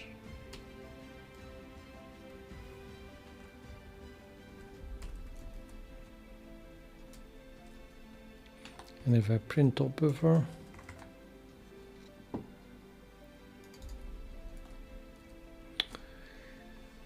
we see that M uniform buffers has one entry. And I'm passing hex 0, which is definitely 0.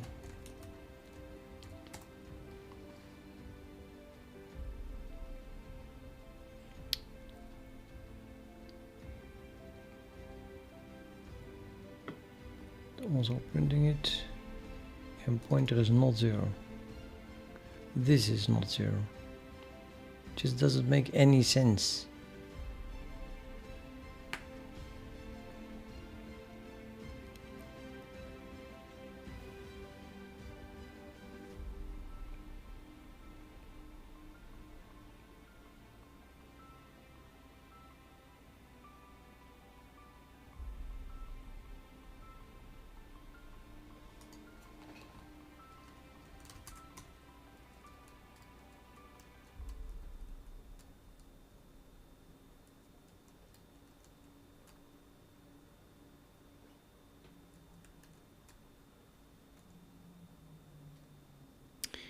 This makes no sense.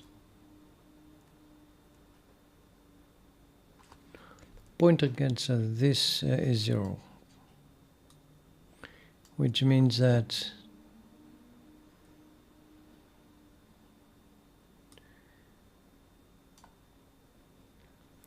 that is an object at address 0.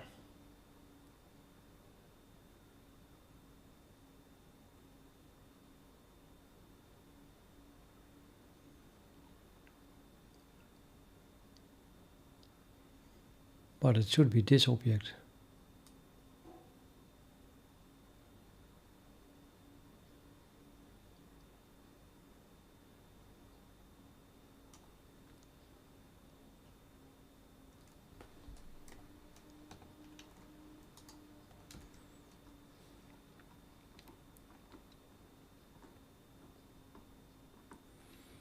Okay.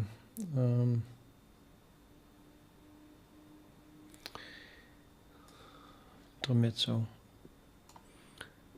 I get this error here after playing that thing, which is 1313. I think that playing this one still works.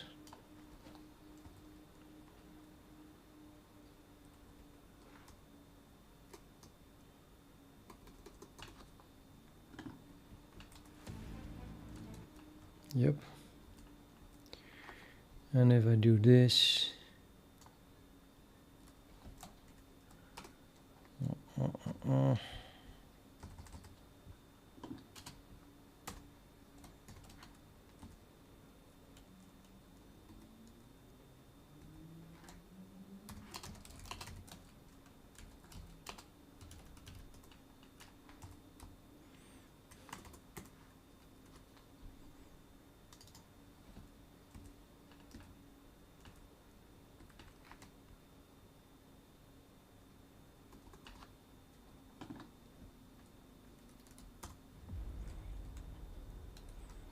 okay, so it's not that file. Well, I don't know. At some point it just starts to fill, but it's not related to the MP3.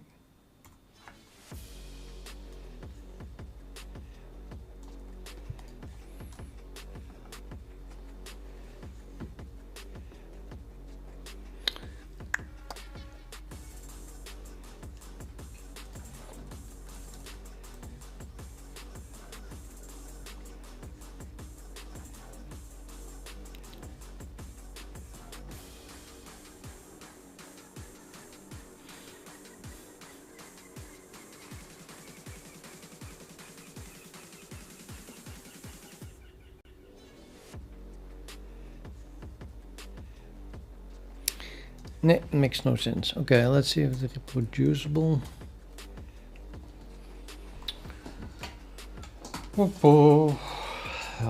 Why? This is a pure waste of time. I think it must have to do with the reset that I did with Git. So suddenly this goes wrong, and now I'm wasting my time again on this. Anyway, it reproduces. Let's take apart this line because it's way too complex and I don't understand it the way it is now in the debugger.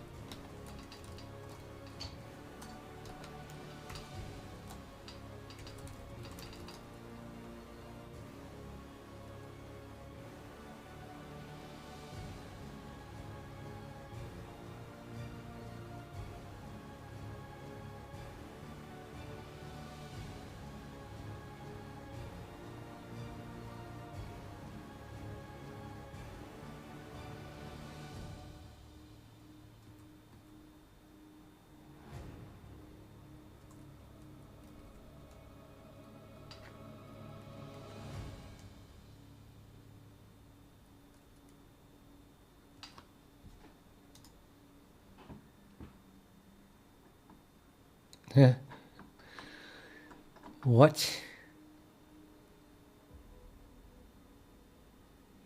Well, funny.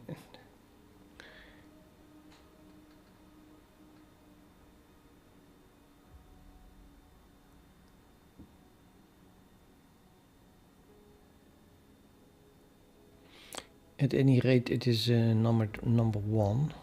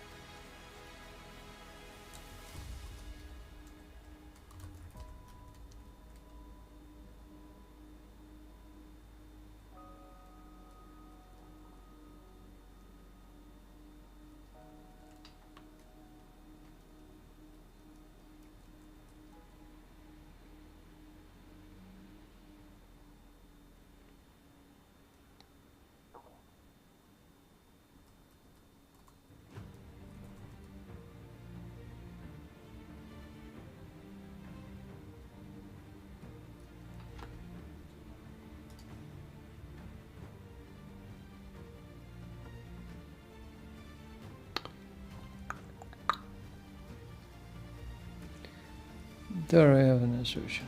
It was higher up than I thought.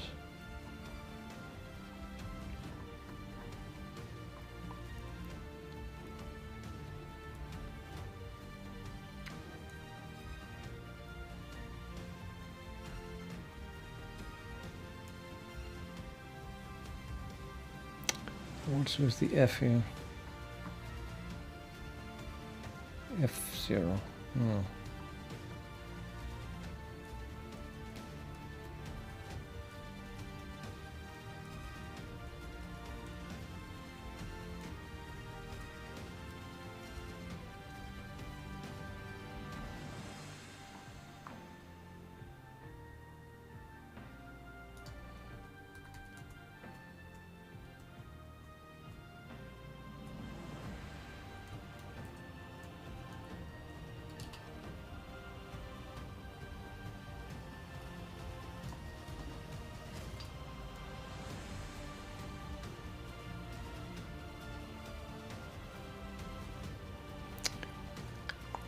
Okay, if anyone can explain this to me.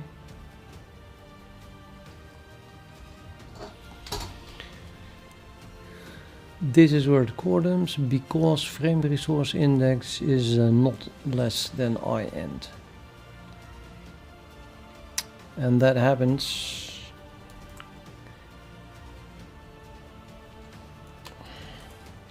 immediately after printing that line, which prints at the size is 0. Triple 01 prints size is 0, then it core dumps on the fact that 0 is not less than 0. IND also returns 0, returns the size. By the way, just with a different type. And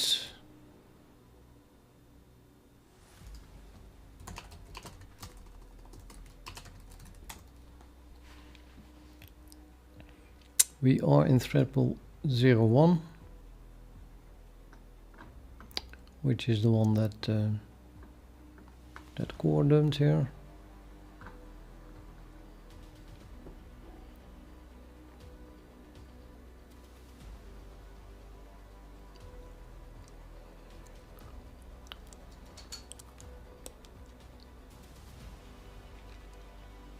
And then I print it.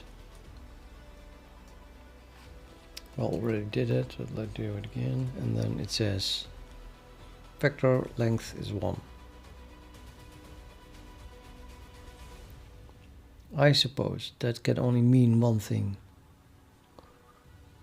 And that is that more than one thread at the same time is accessing this vector.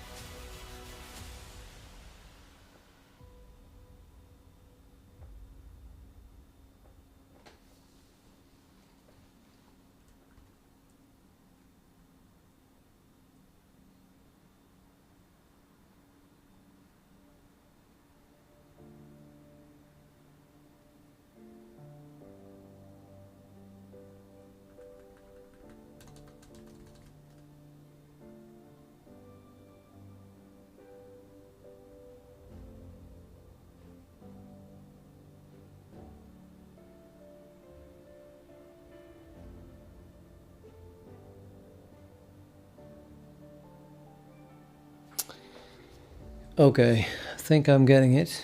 This is in draw IMG.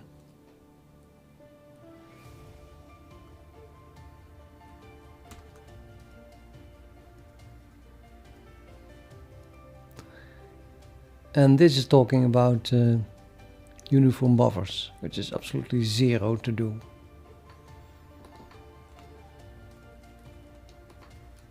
With draw IMG. So when did that happen?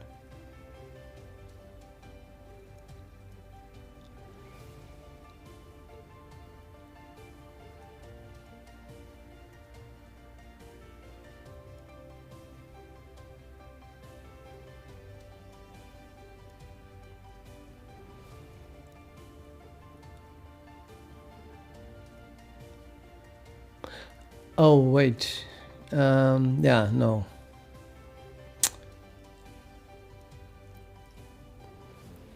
Yeah, this fills in a slider. Slider values are being filled in, so it is the correct place to do that.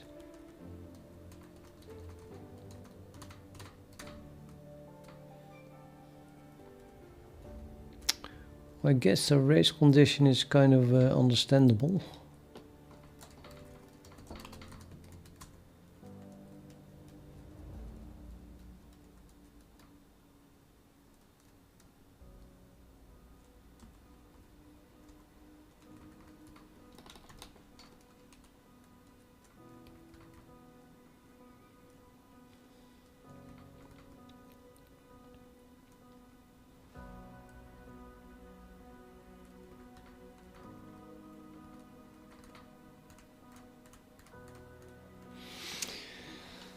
Okay.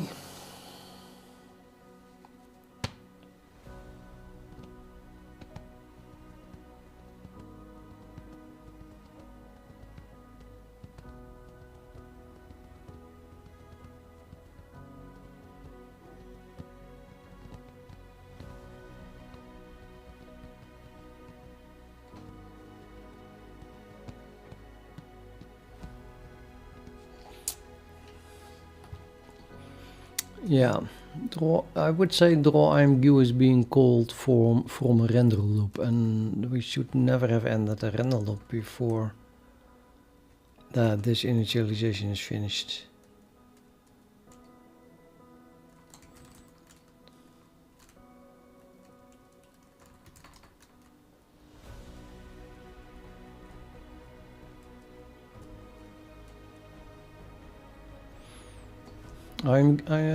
Dear IMQ is for debugging.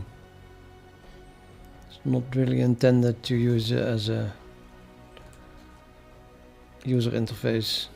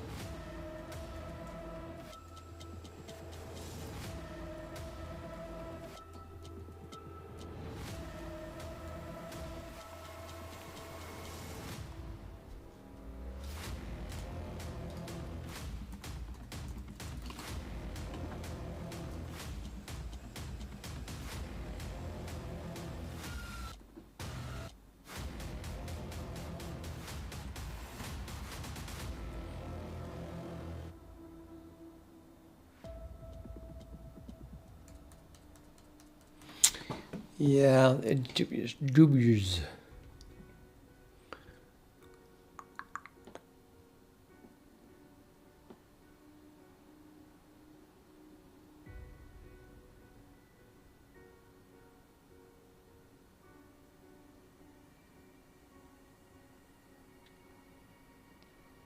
This is a fall through.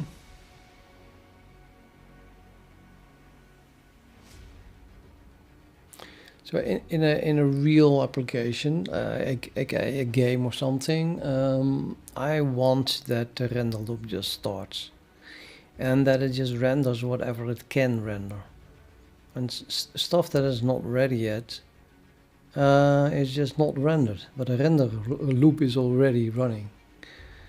However, in this case, we are doing something special. I mean, it's a debug test application to begin with, of course.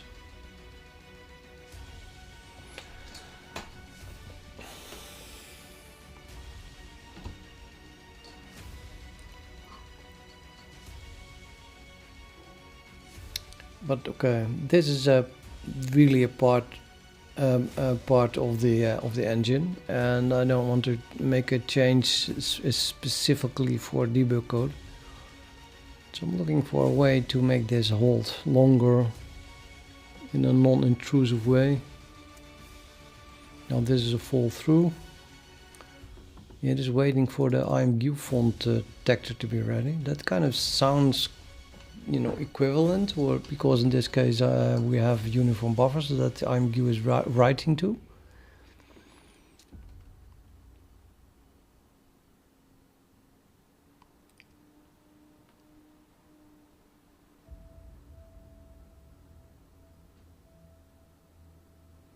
I must say it's going very fast. This is initialized vulkan, everything, and nothing is blocking. So yeah, wham, fall through, start rendering. Nothing might be ready yet. In fact, that is exactly the case. The pipelines are not ready yet. Nothing is ready. And I already have a special case in the render loop that detects that the pipelines are not ready with the comment.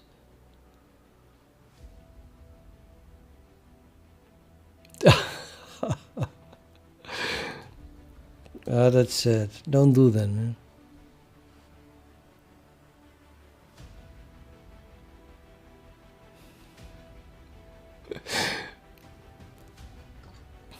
You make me feel like I want to give you a hug.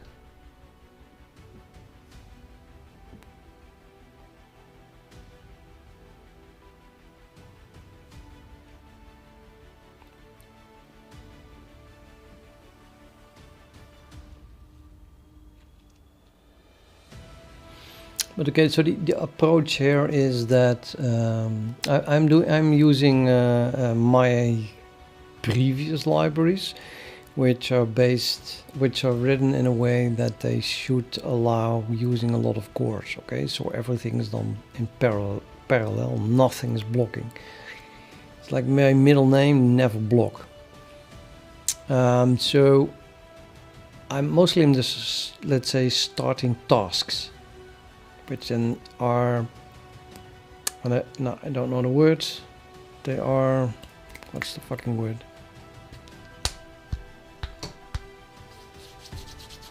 Nope, cannot remember it. I'll just pick another word there. Started in the thread pool. So the thread pool is picking up a task and starts executing. And then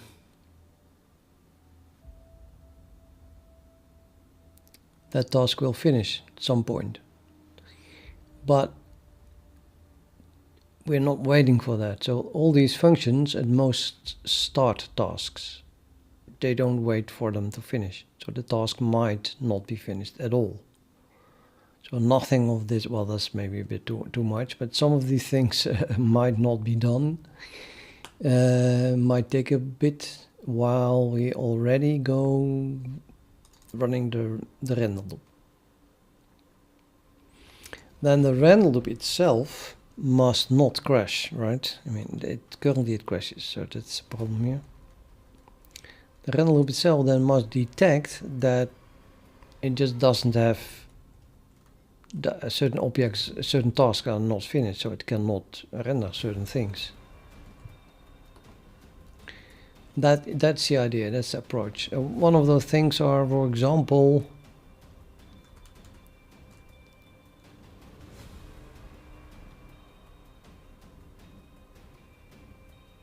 that's not true, it really is waiting here for it. This is a wait, not a blocking wait. I mean, it says I want to wait until the IMG font texture is ready. That this immediately returns. This just sets a bit somewhere in an atomic. And then it says break. So this thread is not blocking. It's just returning, and this function is not being called again until the IMG font is texture is ready. And then it continues on this state. So then this function is called again, and the switch continues here.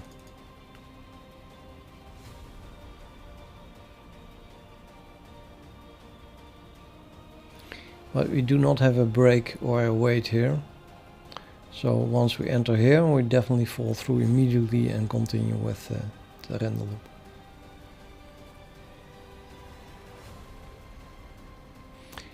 Anyway, I can do two things, or I can add a wait, so we do not start to render at all.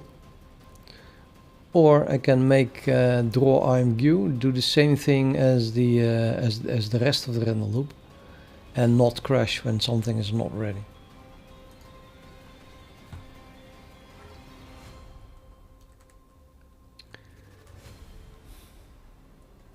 Well, love you too, Ellen. Or for loving me. Basically, I like everyone in the world except those people who don't like me, so I have to also do the opposite, right?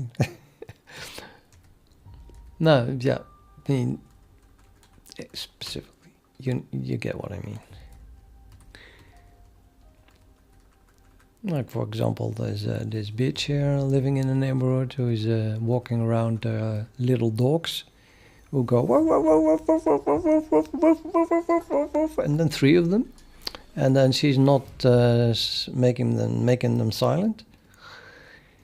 So I have to close the windows even when the temperature is 31 degrees Celsius outside.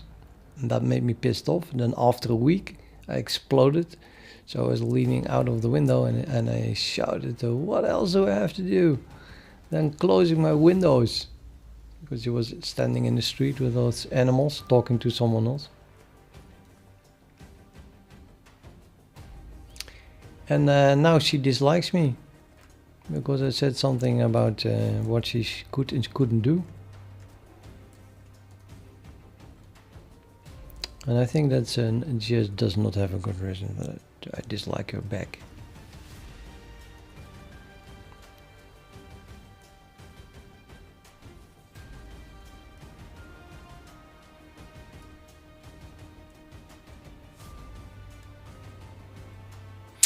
What shall we do here?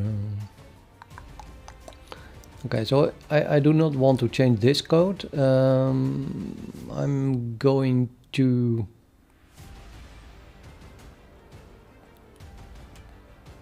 change the code where we are basically crashing now, which means that I think it was in render frame. Render frame is calling IMG render frame.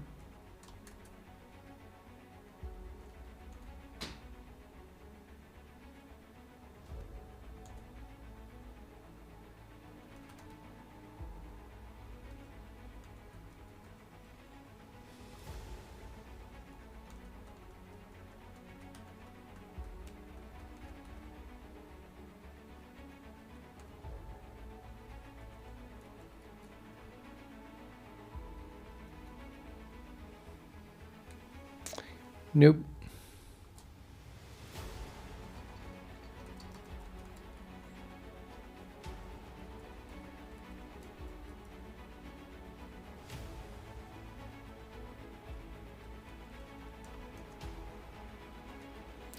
How does this work? How did it get here? There was a render frame. No, there was a function called door IMG. Yeah, here I see one.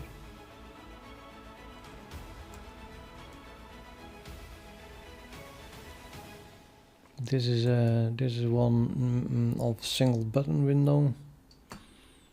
Then I have one in frame resource count, and this is the uniform buffer. So this one, this is user code. This is really part of the test application. And the problem here is that these buffers might not be initialized. So I have to wait here.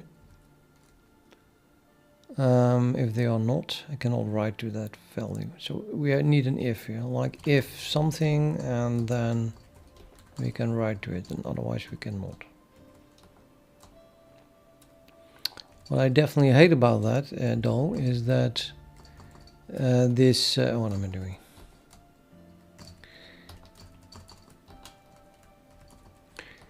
What I hate about it is that this if now is going to be executed every frame. But it's just a test application, I tell myself, so I'm not going to worry about that. And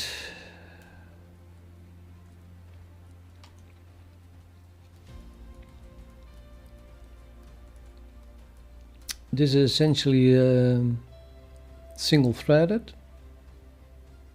because it's a render loop. So I can just use a boolean that is a member. If uniform buffers initialized.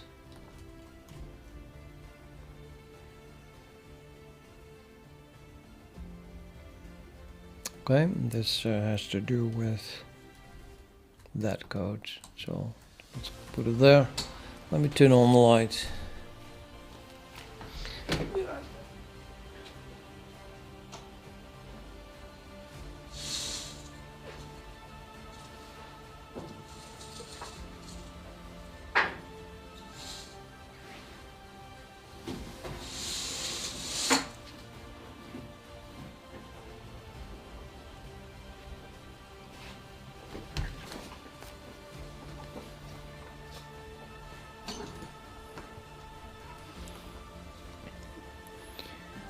Okay, then I have to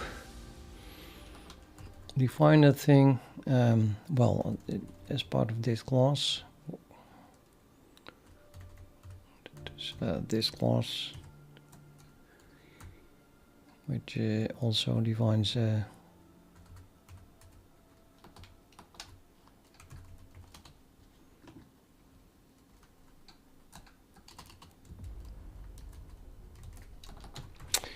so this must be set to true as soon as these three things are initialized. When are they initialized? Well, let's take the top buffer as an example.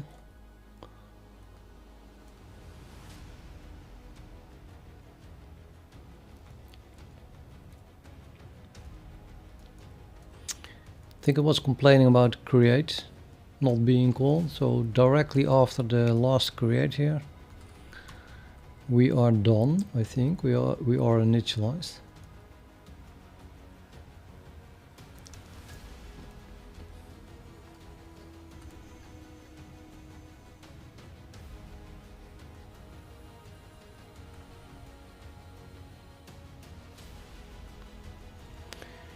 But let's also wait until this is called.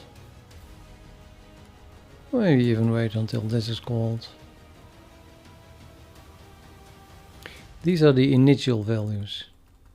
So this is like the initialization, which as you can see uses the exact same code as later on.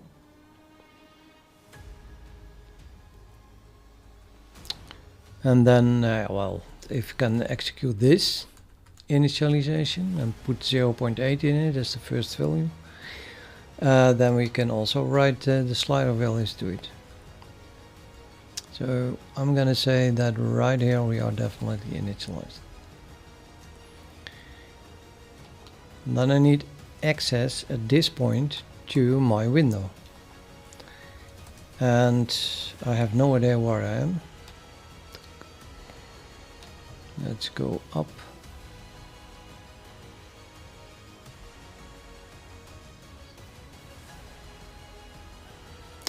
I must say, create uniform buffers, that is the window. We are in window itself.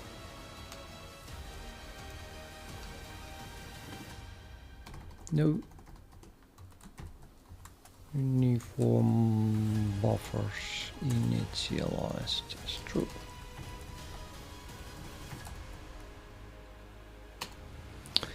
However, this does not have to be the same thread as the render loop. Probably is not. Okay, so here's a tell the render loop that we are done. Initializing uniform buffers, pure test code. And yeah, if this is a different thread, it's absolutely not allowed to read and write something from different threads unless it's an atomic. So I better make this an atomic. Atomic ball exists.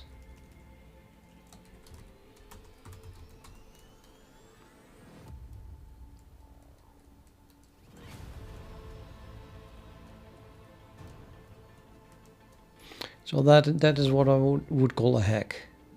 People think that hacking is breaking into computers, but it's not. This is a hack. It's a dirty code. It's a workaround that is not done in a good way, but makes it work. It's like a clutch.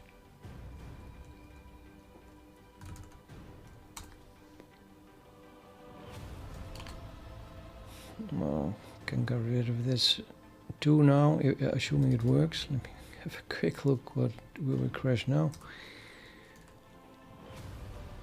Oh yeah, this sort of thing. That's what I was working on. That was just an intermezzo of this boolean.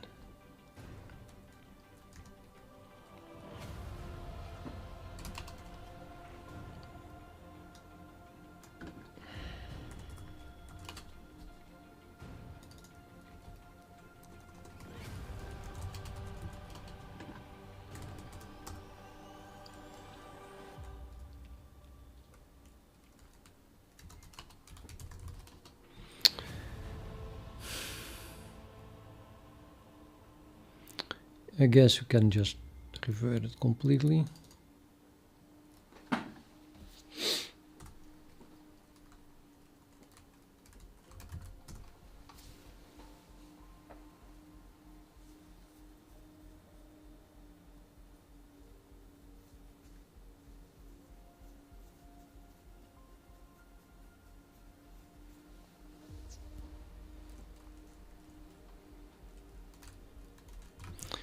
So now I'm, oops, now I'm here again.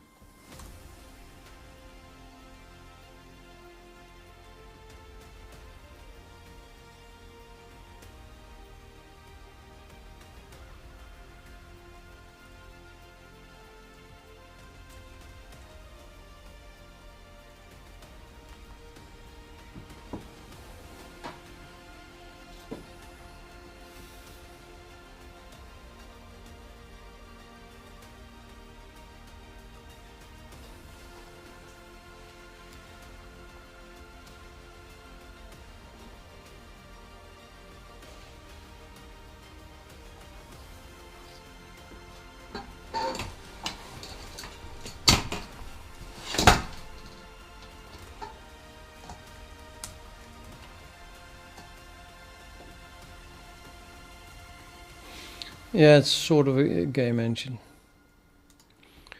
Though I'm not really aiming at games in general.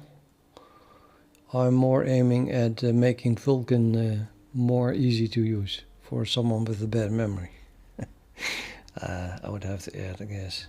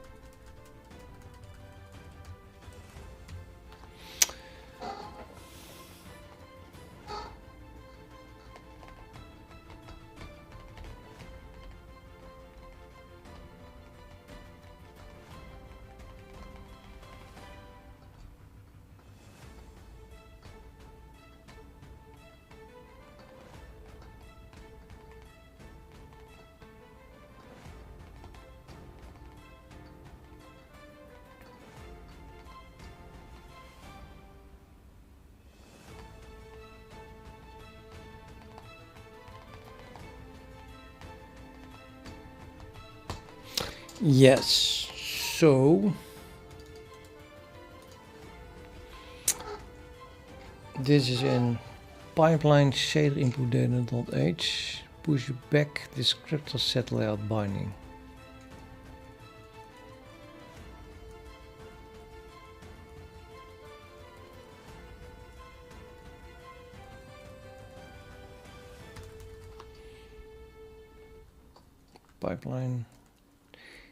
Pipeline shader input data.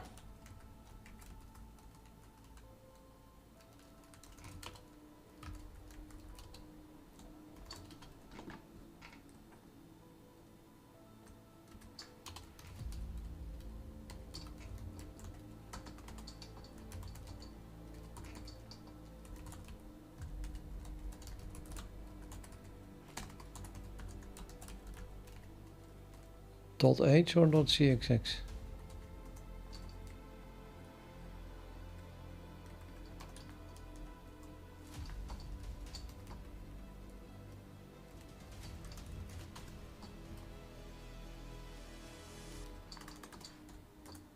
.h.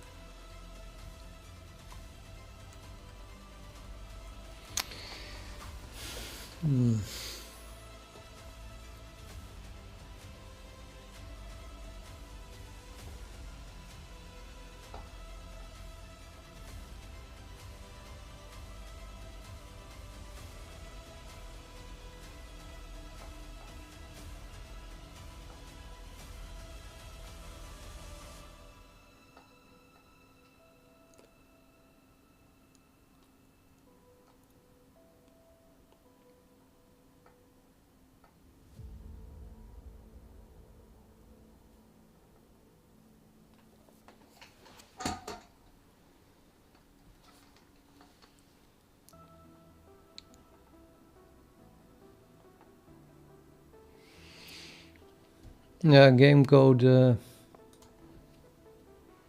It took me decades Just keep coding.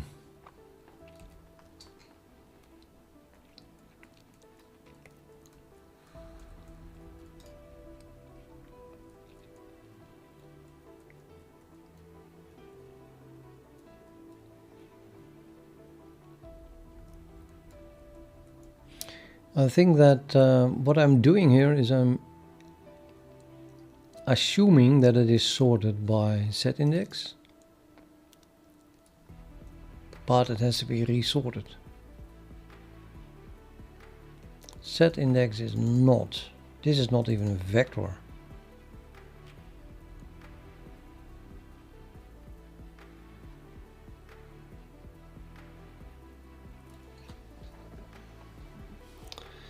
Set index is dubious even.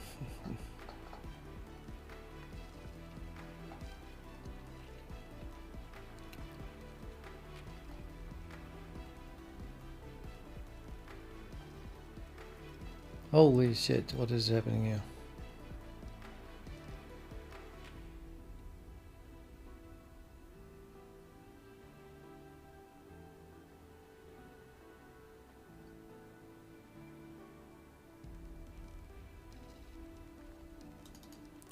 I have to understand when this is being called.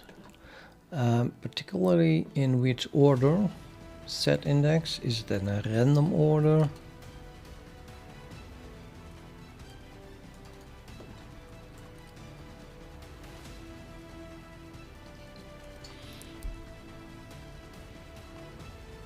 It is called for all the bindings, one set index at a time.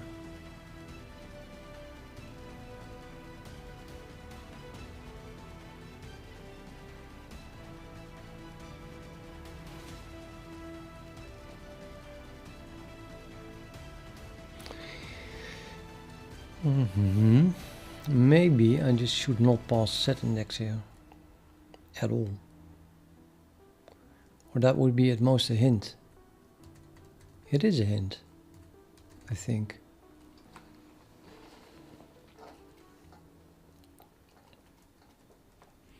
This set index is just a hint.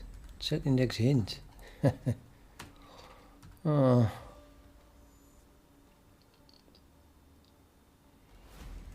So the shader resource is a shader resource binding. Prepare first.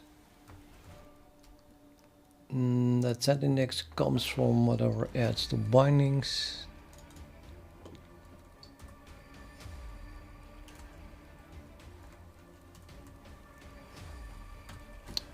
Which was the shader resource, which I'm using as a key in that thing. Also here set index is being used though.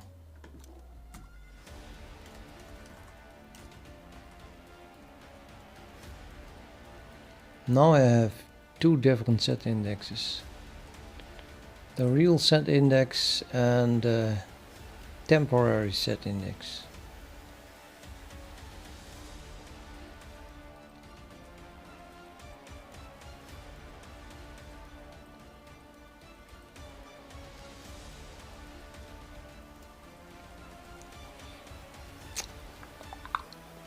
Okay, so the shader resource is having a set index.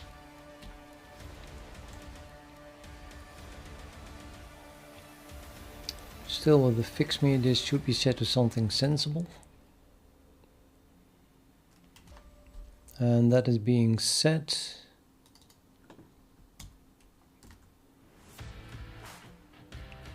in the constructor.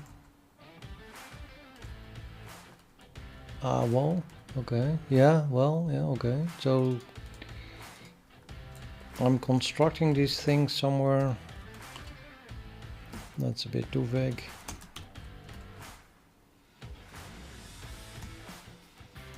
That's definitely as vague.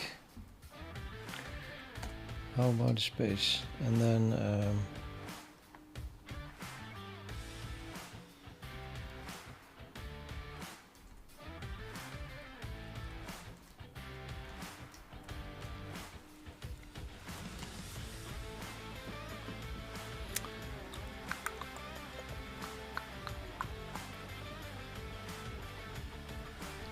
Bloody hell.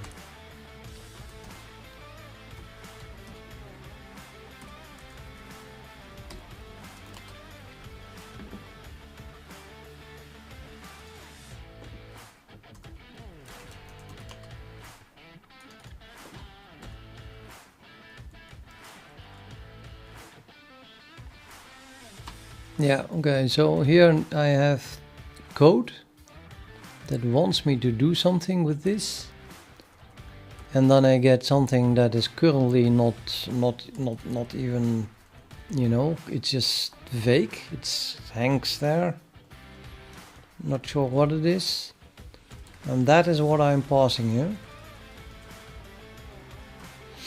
And later colliding with the real set index in a way that was very confusing. So to remove the confusion, I think I need to make two set indexes. And I'm starting here. This is not a set index, it's a set index hint. So I'm going to create a new type and I'm calling it set index hint. And then this is a set index hint, and so on. And then let's hope for an avalanche of required changes because of compile errors. And then that should fix itself. Okay, except that every time I compile it takes a minute. So maybe I should try to fix as much as possible before that happens. For example, I know that this is also a hint, right? Don't have to wait for it until it tells me that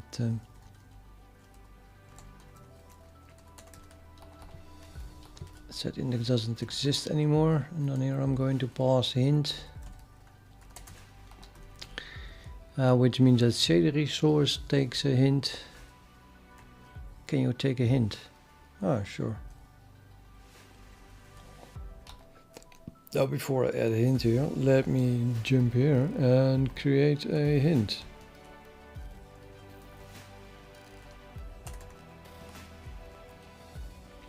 Which then needs to use some random category. Do I have a category? Yes. Where do I use that? Class category. That's not what I meant. How about the namespace?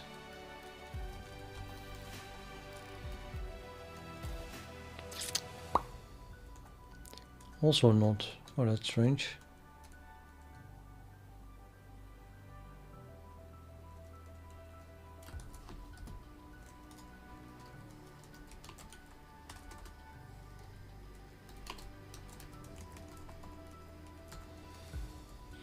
Index category. Shader index category. Okay. Category comes last. So this then is my set index hint category, and fuck you too. Struct, and now it exists. Set index, an index into vectors that enumerate descriptor sets for a given pipeline. The canonical vector here is .pSetOut in VK pipeline layout create info. The first argument of the called. That means that I have to start over here with set index. Can't type hint. So how my memory used to work is, and what I'm doing right now, I'm not repeating constantly the things that I need to remember. I'm not thinking about them at all. I just hope that by the time I get to it, it pops up again, and that used to work. So yeah, let's not talk about that because in a moment I will have forgotten everything. So a set index is like a temporary index. Descriptor set.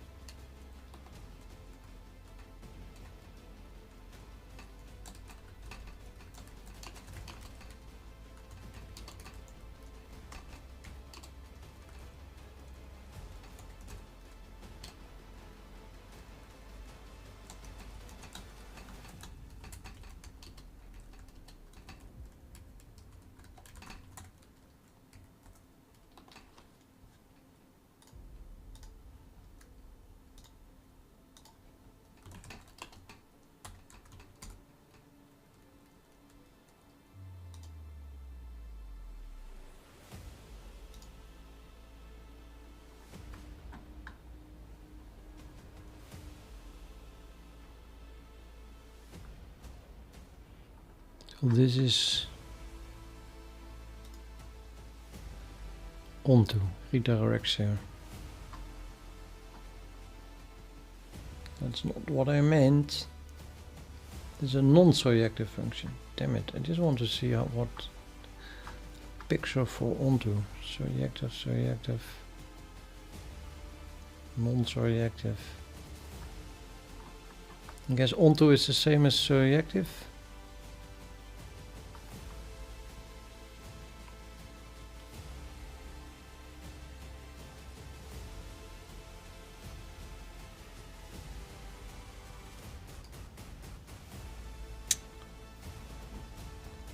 Surjective and injective.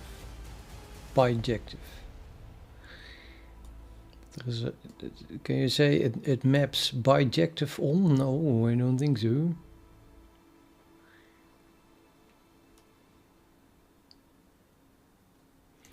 So I'm going to have to use it as a I don't know the word.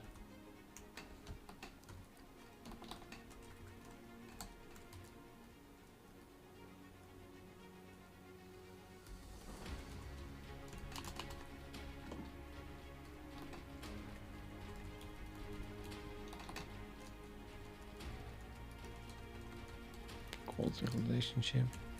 If someone can turn this into real English for me, that would be nice.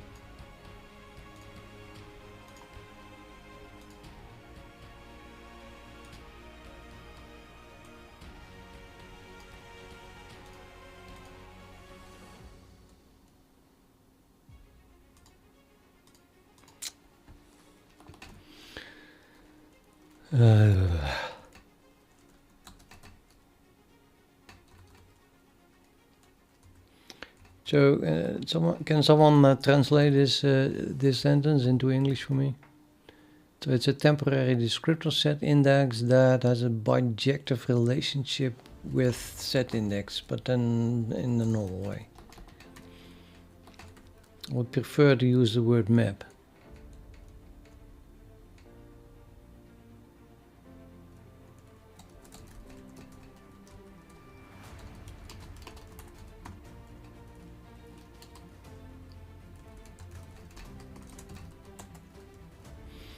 Determined is also not the right word.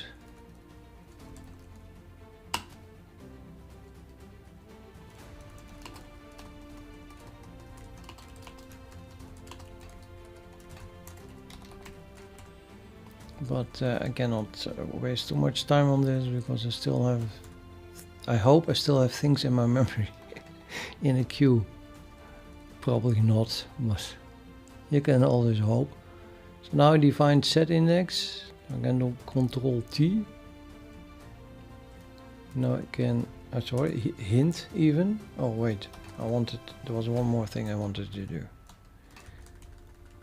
I want to move this to the top.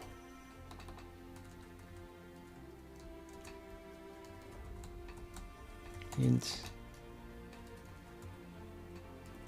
Hint.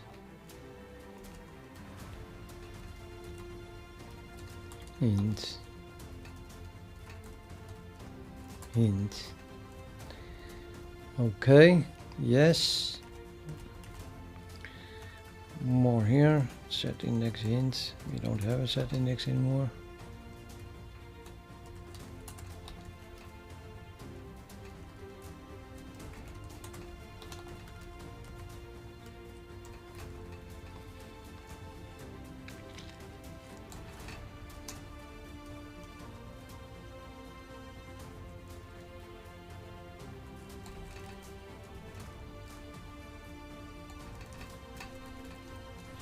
And now fix all the compile errors that came from that.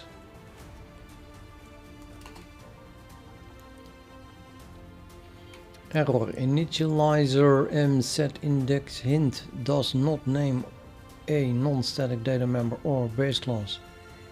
Did you mean the member set index?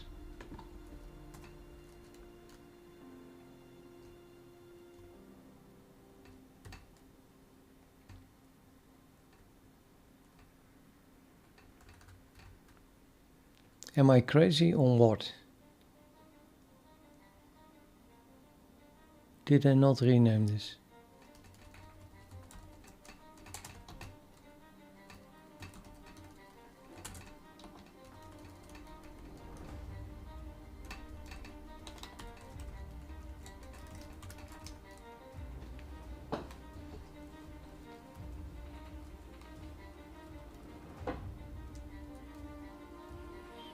No, I normally don't play games, not that hardly.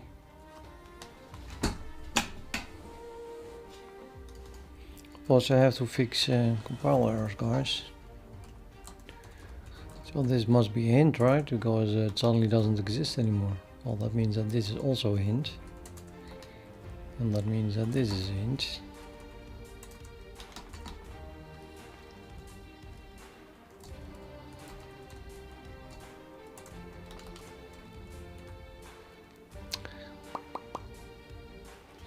Which means that mnext binding is now ordered by set index hints instead of a normal set index.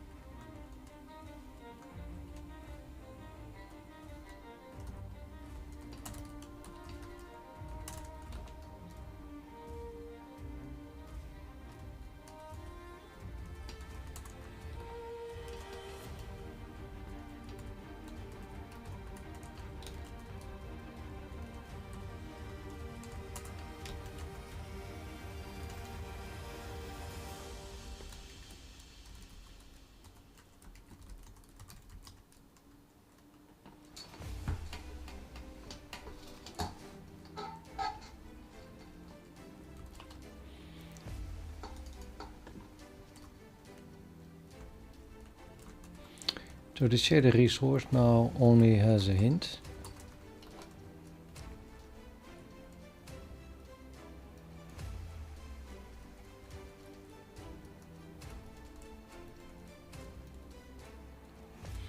And I was thinking about not passing that at all, right, to this function.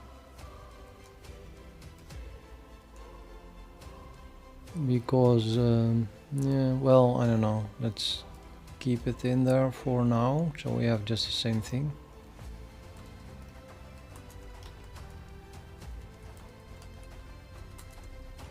The worst thing that can happen now that I'm going to rename all the set indexes to set index in. Without anything left being a set index itself. That would be a huge failure.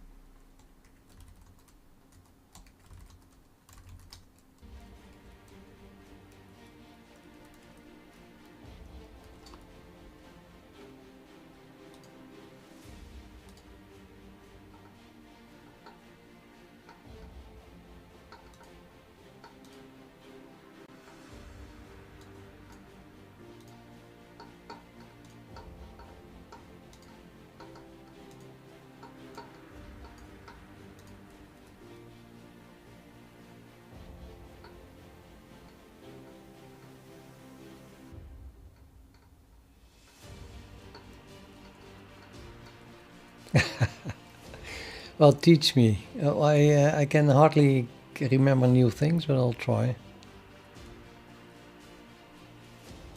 Someone else also remarked that a while back, and they said you should just use W, for example. That's probably going faster than pressing L.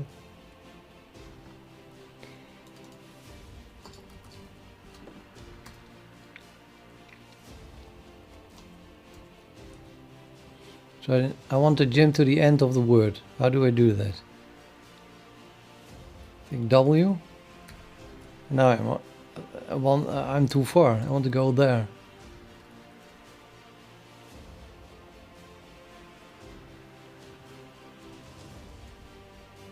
Besides, why am I ending up here? What was the error?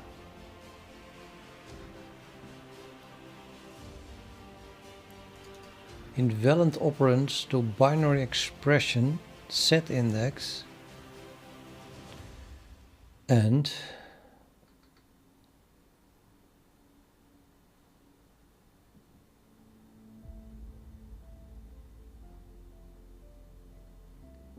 okay, so this set index must be also a hint.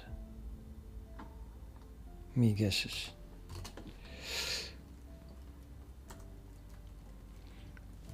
Okay, E,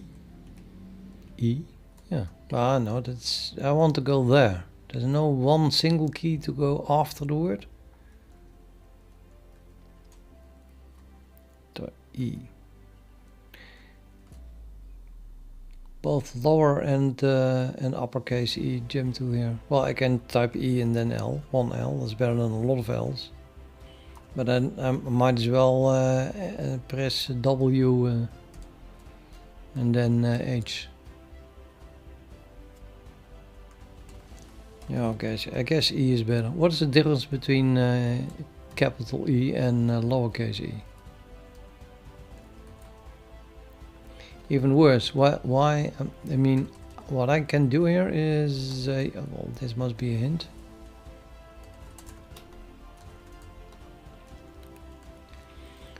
So now I can jump to the end of the line, hint. I can jump to the next set index.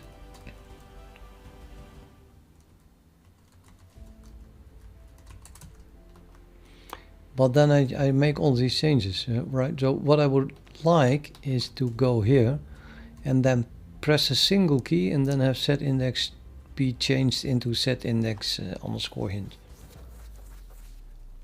So I can make a recording, and I keep forgetting, really. I've done that like 20 times at least, maybe 100 times, and I keep forgetting how to make a recording. I think it's like Q. QQ. Okay, now it's recording to add Q. Oh, maybe it's add Q then. I keep so the add sign. I kept forgetting that. Let's not do that. So now press Q to end. I'm gonna record to let's say C. So I press QC, recording to add C, and then I press E L I underscore hint escape, and then I might as well jump to the next index, set index, if it exists, and then I do escape. Okay, now I want to change this as well, so I press add C. Nothing happens. I just made a recording at C. How can I replay that for this one?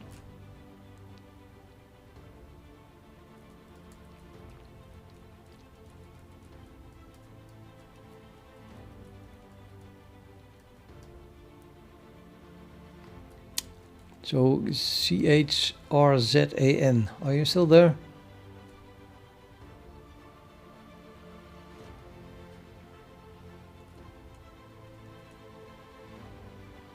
That's one of the problems with VR, you cannot easily look things up.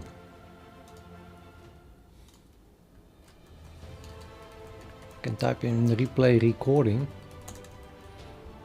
but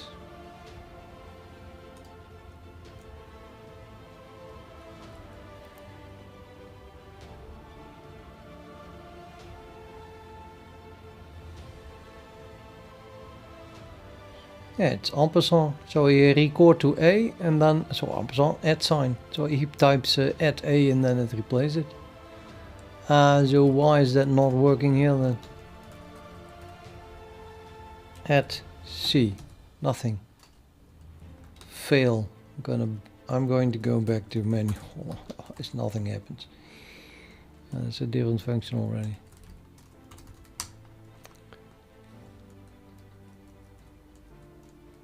You abandoned me, Rizan.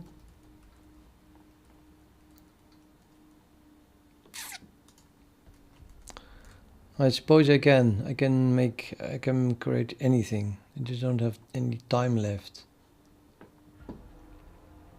No viable conversion.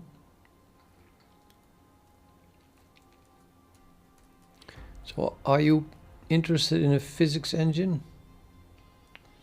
It would be nice to do something that people actually want and use. If you understand what I mean.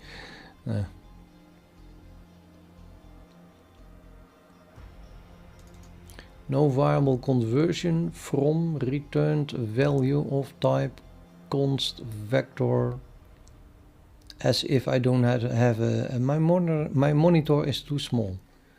It decides. To function the return type const vector. Okay, I guess the dot dot dot is the same, but the index is different.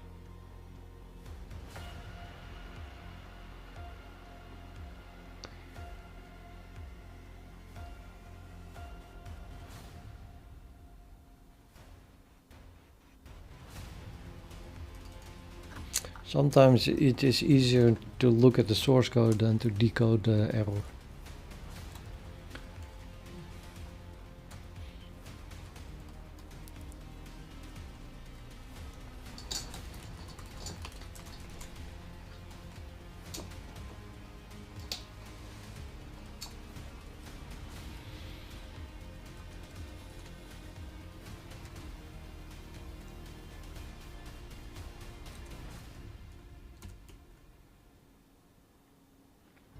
Could have guessed it.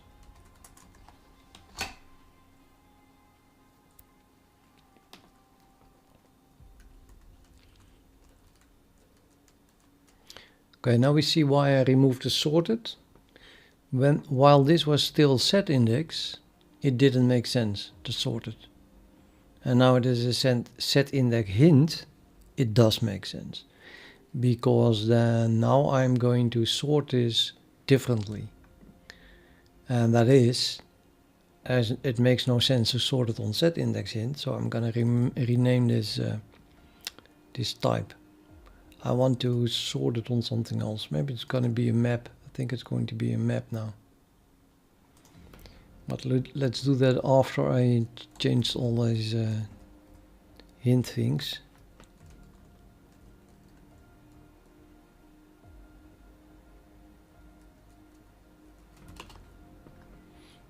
Or no member named set index. Well, I have an idea where that should be then. Probably hint, I guess. What do you think? So anyone else who knows VI?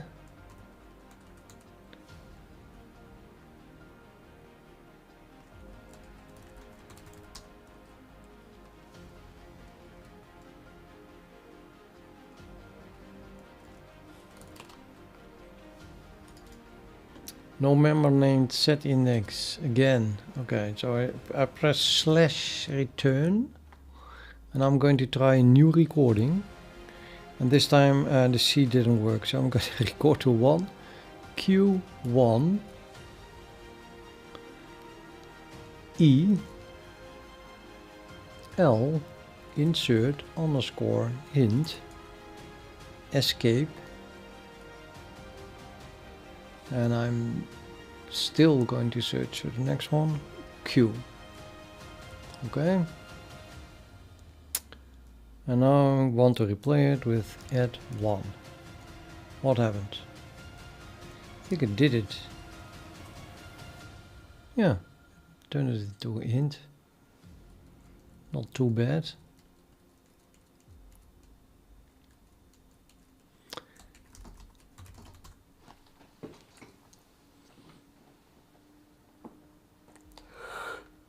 I wonder if the macro still exists. If I enter this file.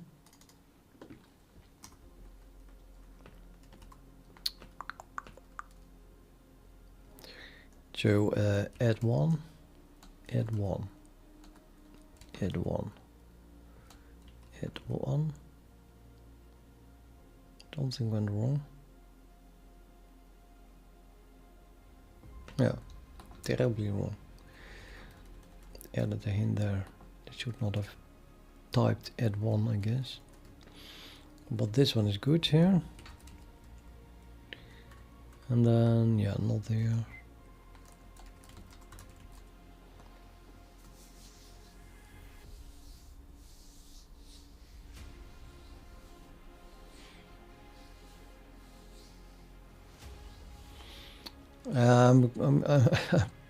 I'm writing something on top of vulkan.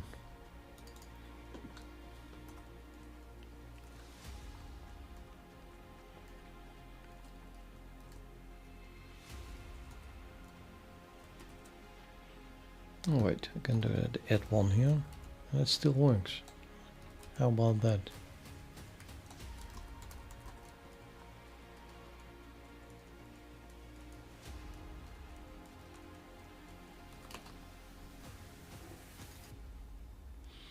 Non-viable conversion from vector index and blah blah blah blah. Okay, we have a hint here, and we have that type is not renamed. Hint.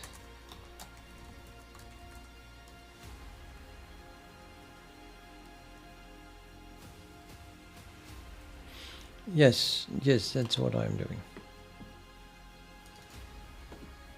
No matching member function for call to find.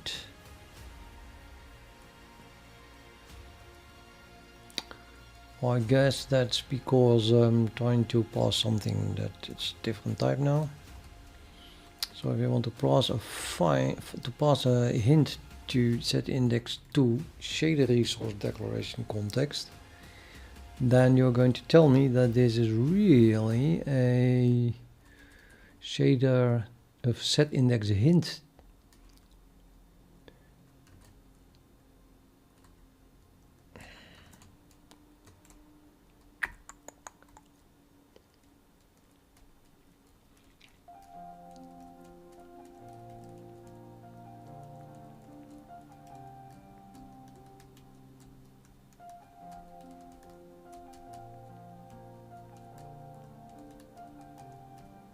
I guess that everything inside shader input data is a hint. Or am I completely crazy? Probably everything does turn into a hint. Because, yeah, I don't really have set index yet.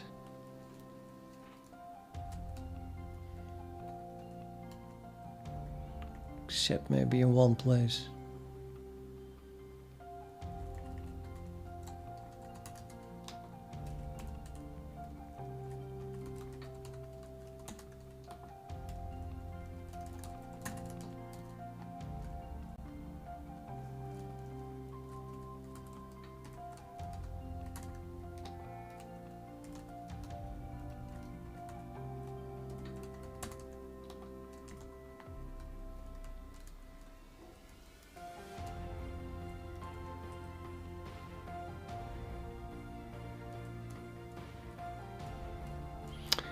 I don't want to change this. This is not a hint. It should not be a hint.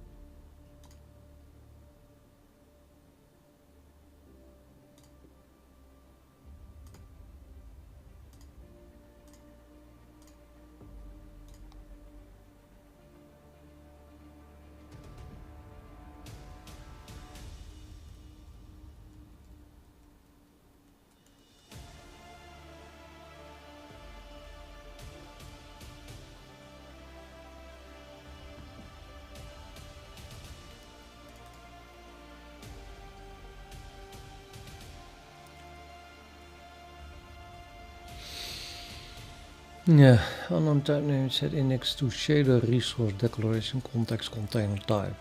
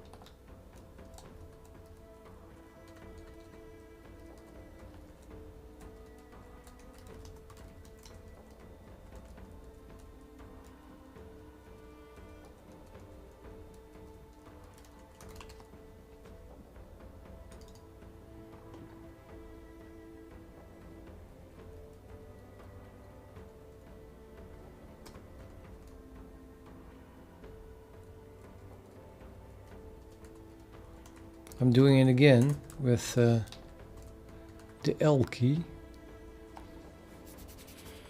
I guess I should have done that.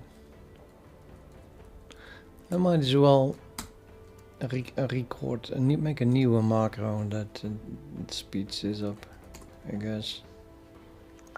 Not jump to the end of the word, but just replace the set index.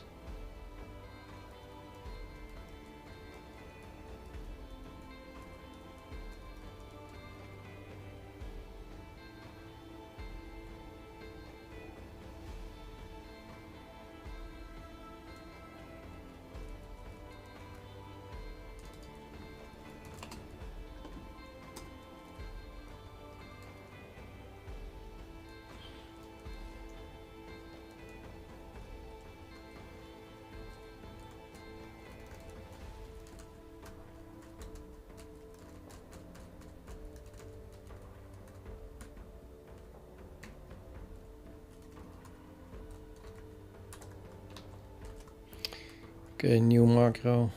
Again, Q1. I can do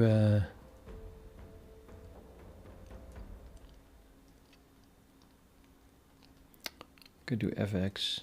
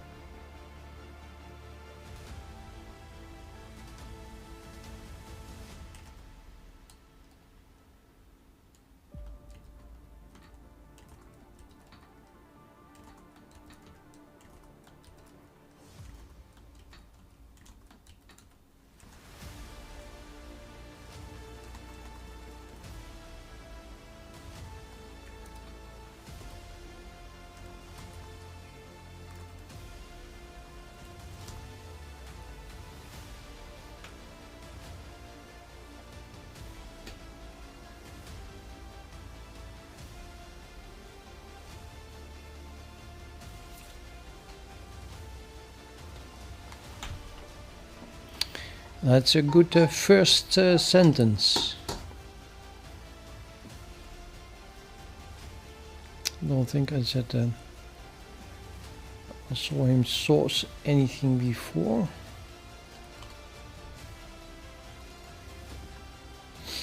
Use of undeclared identifier M in shader resource set key to set index hint.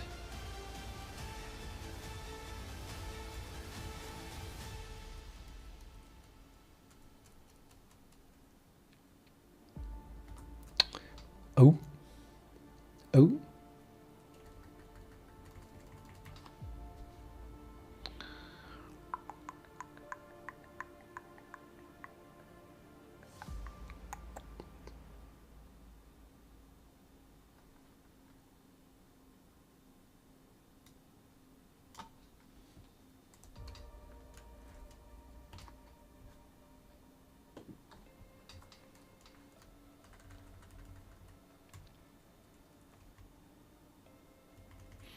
Yeah, we are all coding.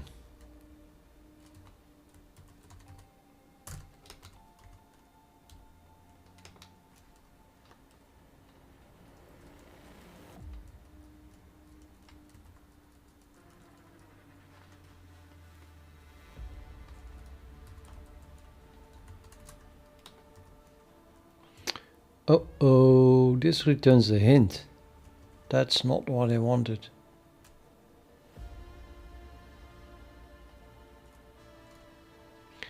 I want to get the real index. Let me...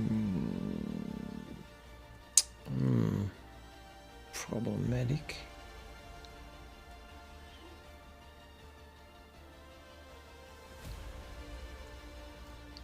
What to do with that? What to do? So changing the return type is probably not a good idea. Let's just make it compile and then assert or something like that. Or return, that should work. And then I'm gonna assert here.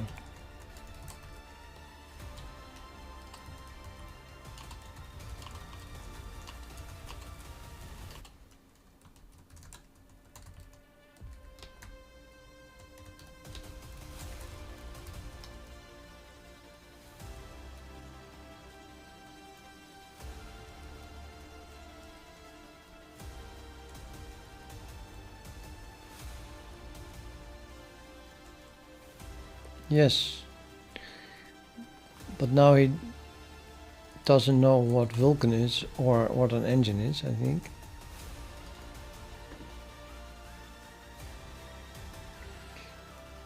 No viable conversion from the vector index. Set layout to the same thing then for hint. Right.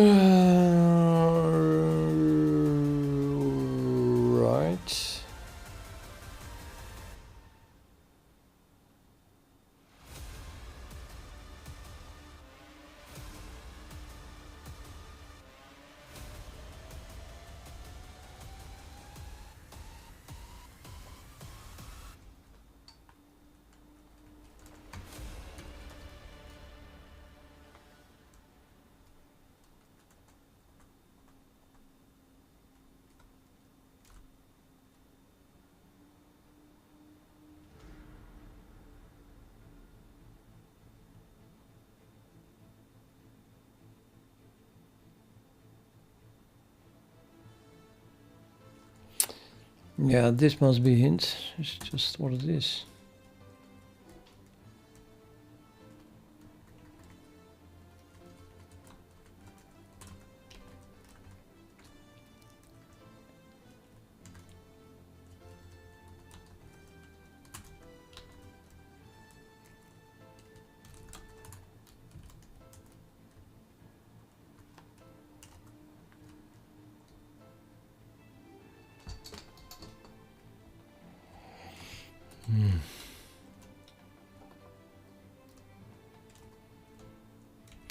Starting to doubt that this is going to go anywhere.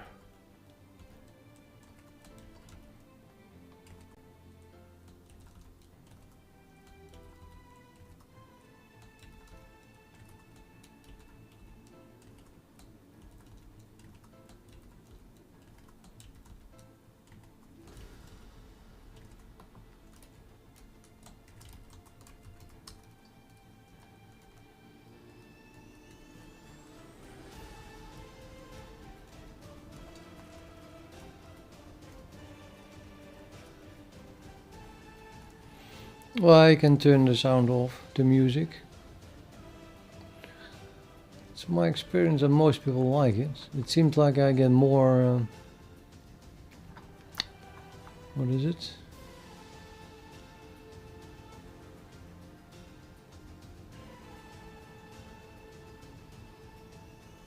You want me to turn off the music? What do we do?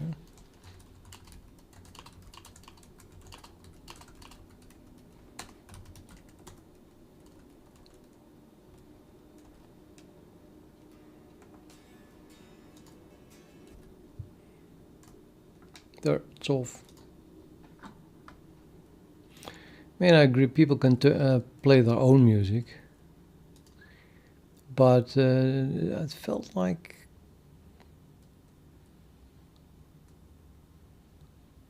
No, I cannot follow you.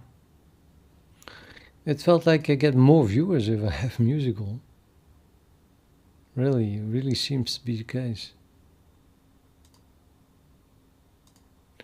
Which means that most people seem to like it. Talking about viewers, I think I'm going to end the stream because it's late-ish. I want to do something else. This is not going anywhere anyway. I can continue like this for another long time, but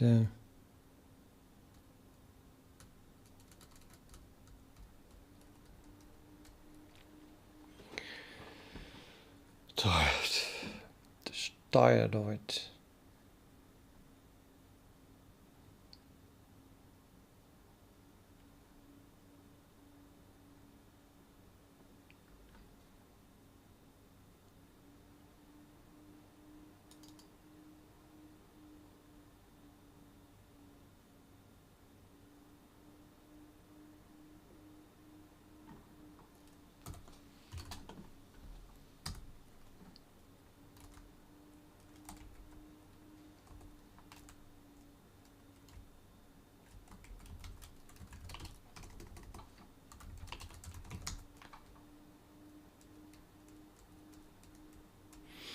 You should go to bed. Go this live.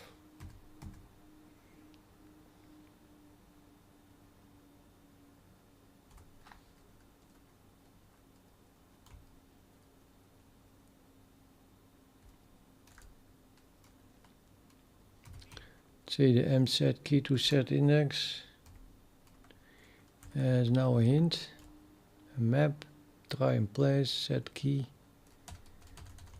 What is set key?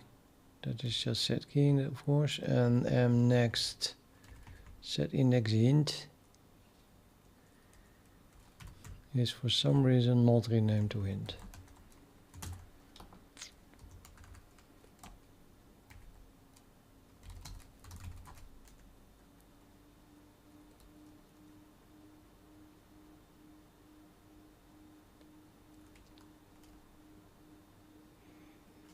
Oh, it seems we've finally got through to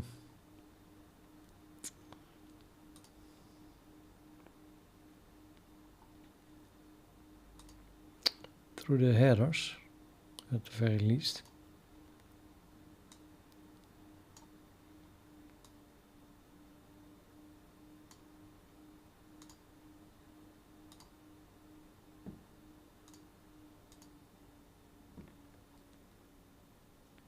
No, there's still a problem in the header here. Cannot initialize a parameter of type const utils vector descriptor set layout pointer, etc.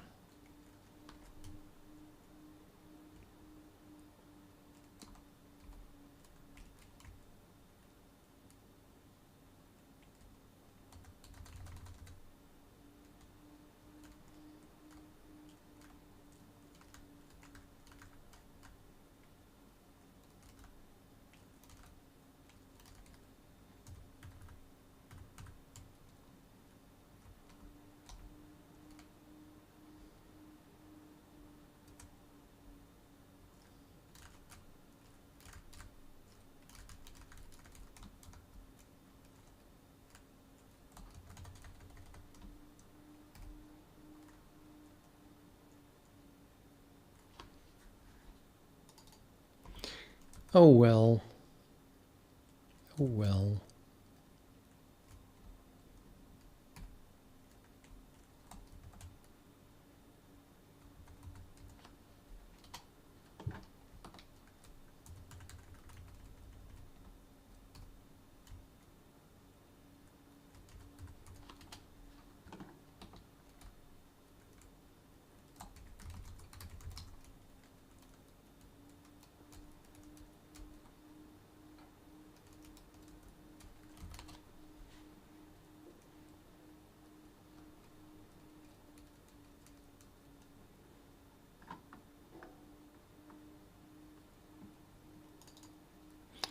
No viable conversion from returned value of type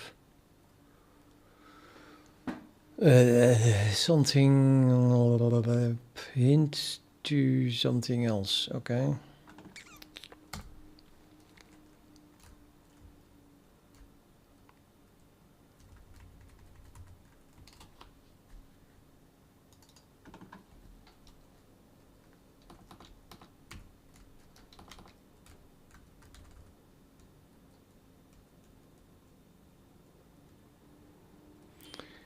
I hope you don't think my Vim looks ugly.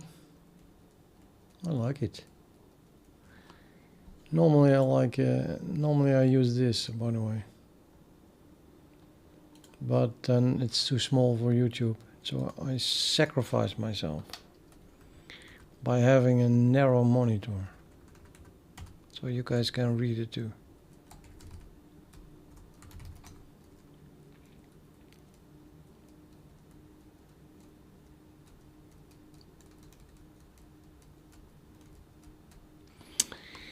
Okay. Compile.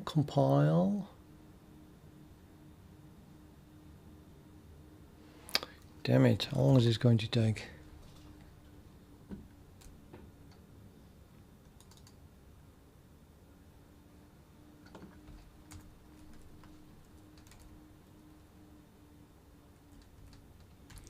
The realized descriptor set layout. Yeah, they are not sorted. No, that's not what I wanted.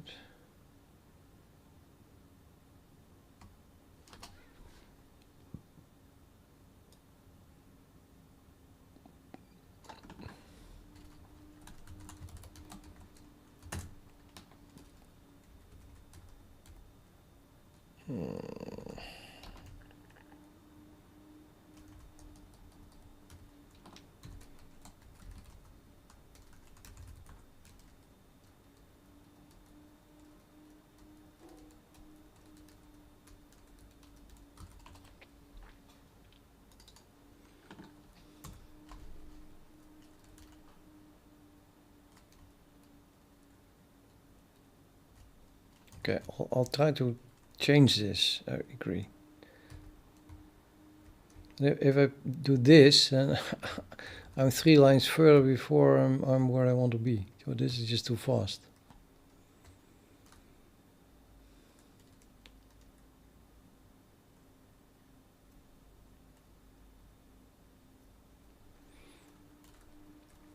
Well, if I want to copy this, it's much faster to do this and have it copied than to do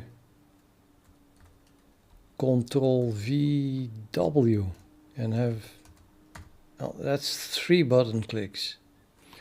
And the mouse is just 2 button clicks. The same button, very, very fast. Plus, I only selected it now. I still have to type Y. Now there's 4 buttons. And I'm not used to it, so.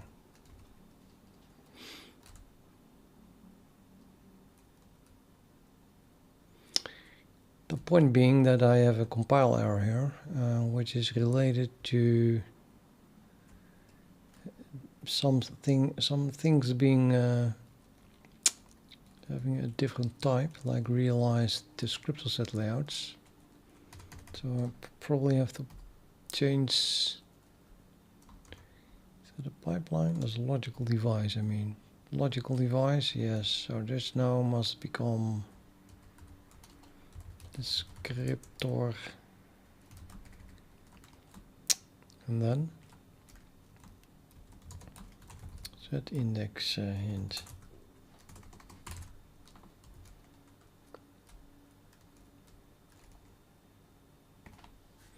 So now I change this type.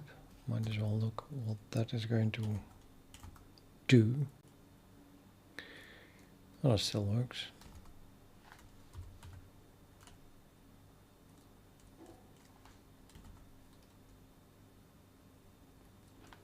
Make pair. So now my key is change types, which means that the map must change type. From one thing comes another.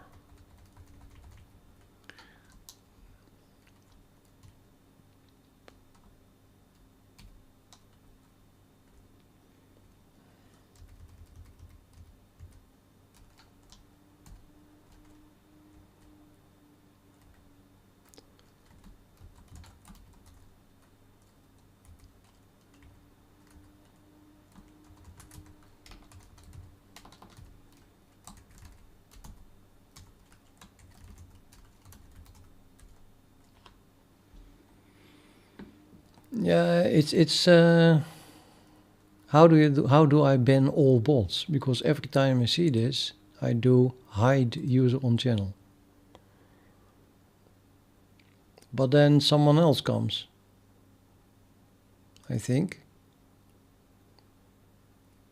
and I report them as well.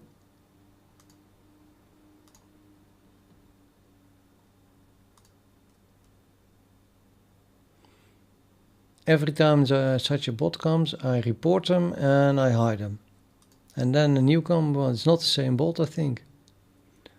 They just make automated accounts that continuously join everyone and spam everyone. And even Google cannot keep up. Which is kind of ridiculous because, if a bot joins and spams the channel with 4 messages, which include the word nude and best adult dating site, then they are not really trying, if you ask me. That should be 100% automatically be filtered out, right?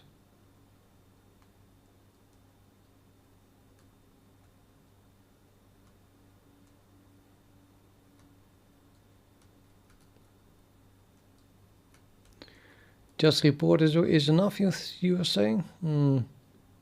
Try that next time.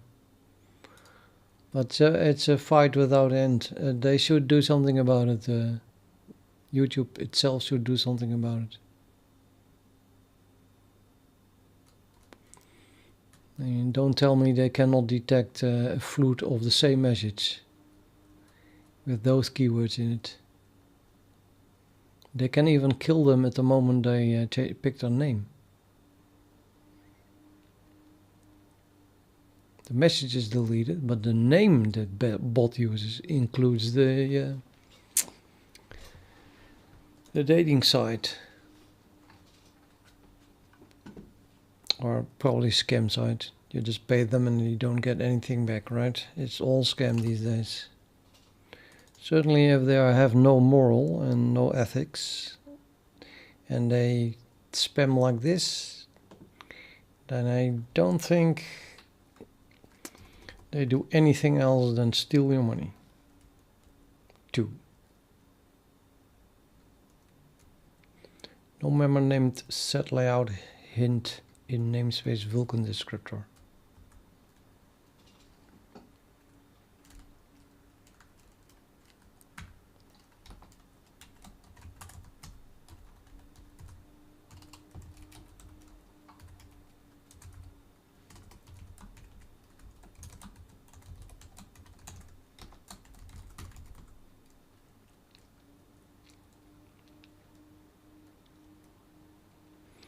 Yeah, I think so too. I really hate YouTube. I was kind of neutral about them, but I learned a lot of stuff about YouTube in the past time, and now I really dislike them. It's a really bad company.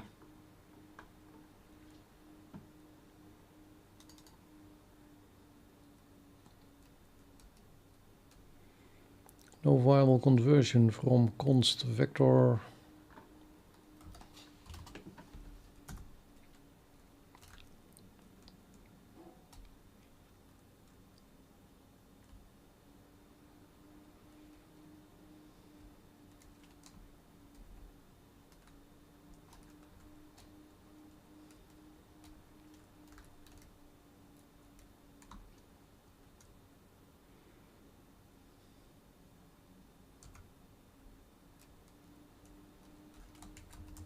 What?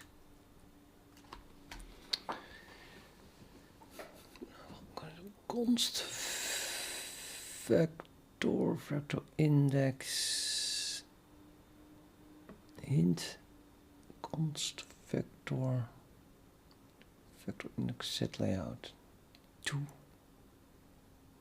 here in calling try and place pipeline layout on a logical device. Oh, right, I get it.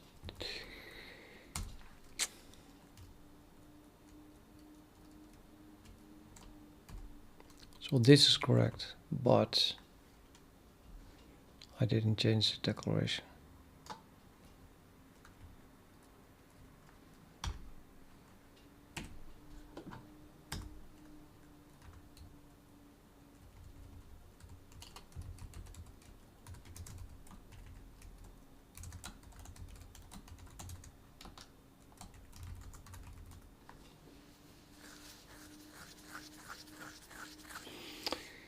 Le Phoenix, a vector is a dynamic array. So it's contiguous. You just have indexes 0, 1, 2, 3, etc.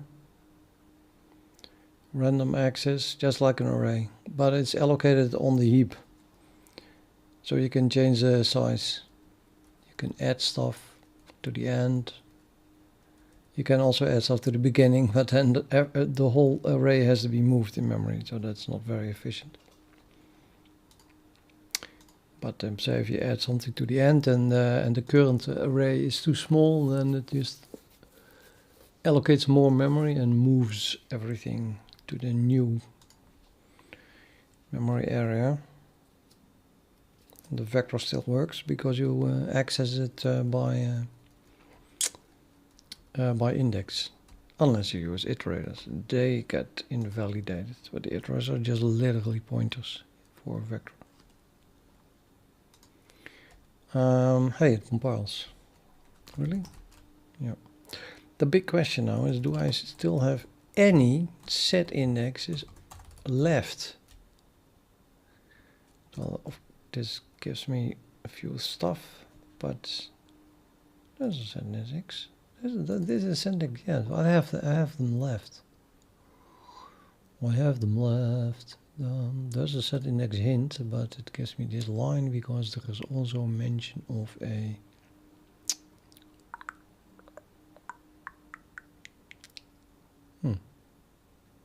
there, set index, by set index, so it's just wrong.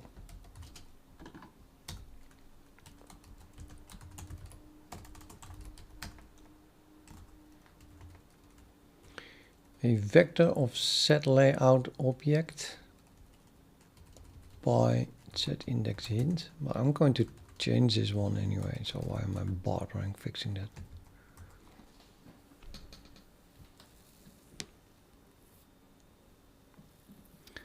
Realize descriptor set layouts returns a vector that is sorted by set index.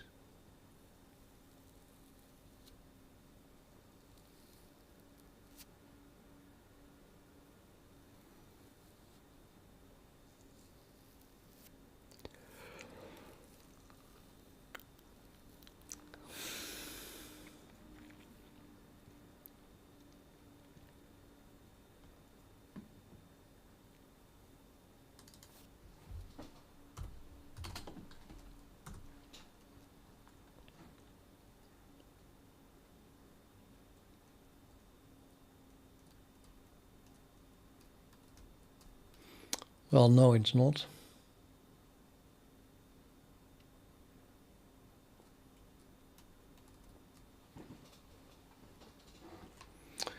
It is not. Well, this is definitely not. This runs over this thing, which is currently a hint thing.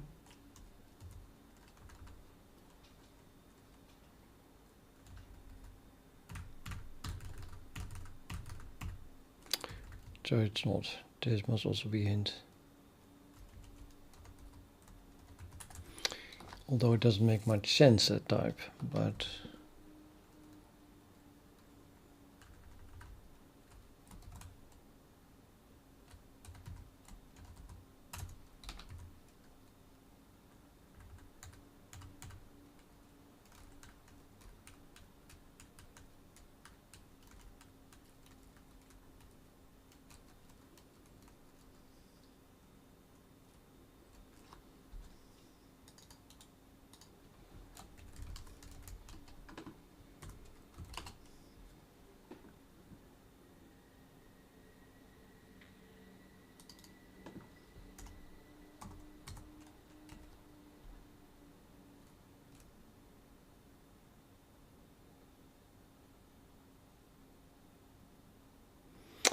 Yeah, and then this does not work.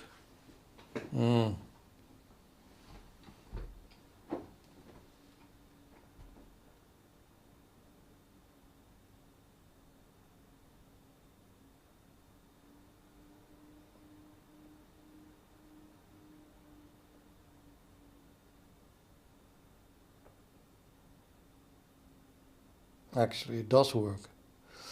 I should call a get set index hint. And that's exactly what I have. It's the only thing I have. So I might as well do that then.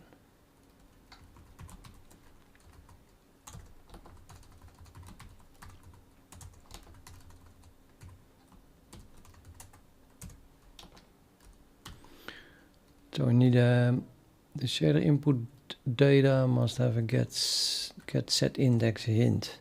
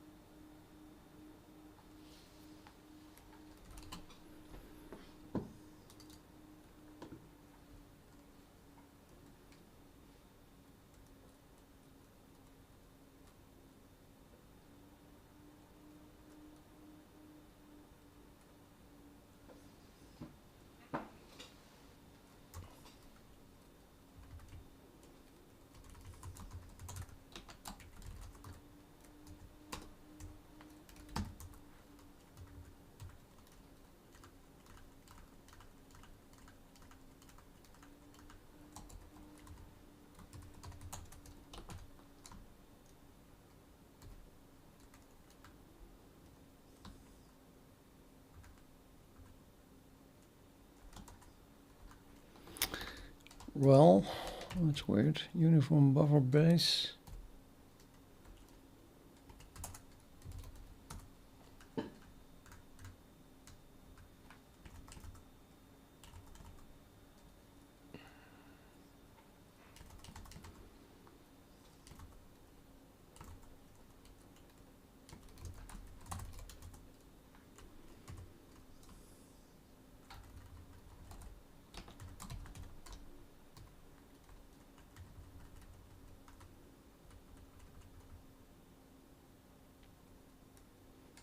Oh, the comment is wrong.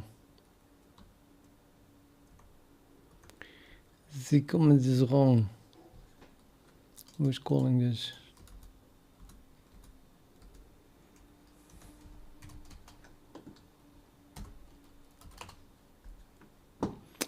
Oh, it's not really... It's being used by user code now.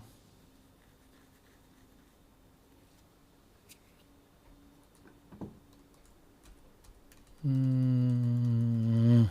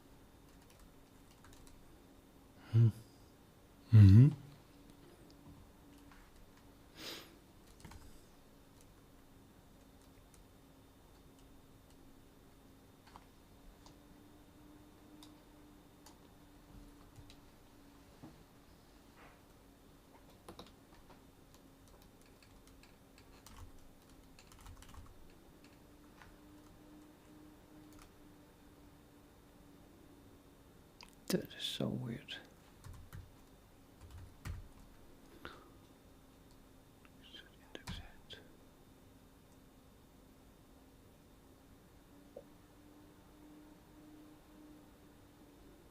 Oh, okay. Well,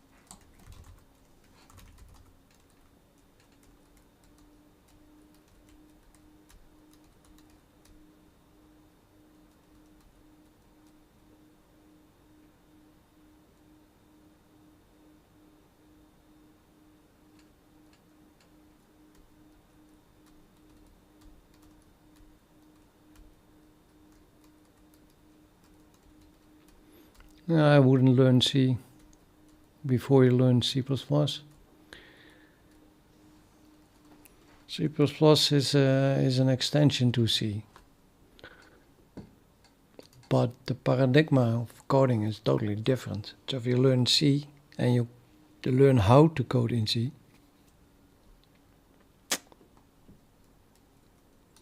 then you learn it wrong.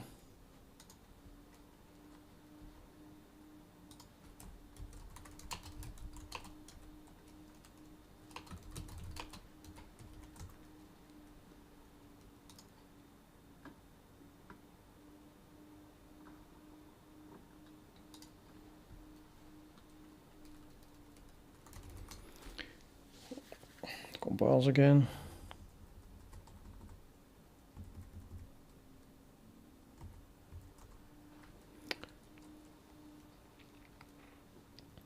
Yeah, I'll just set it.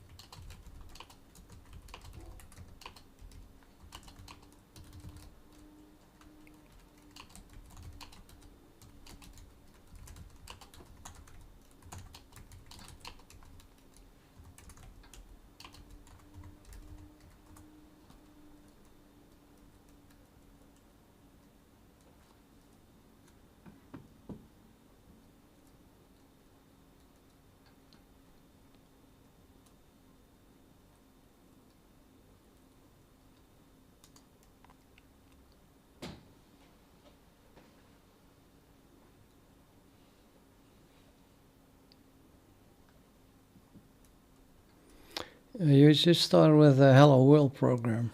Write hello world to standard out. Let's write hello world in C. vi troop.c include standard io.h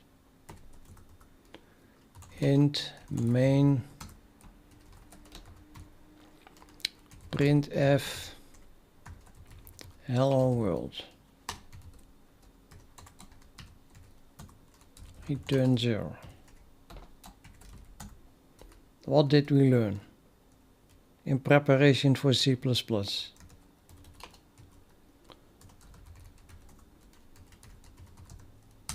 Hello world. Okay, now I'm gonna write it in C++.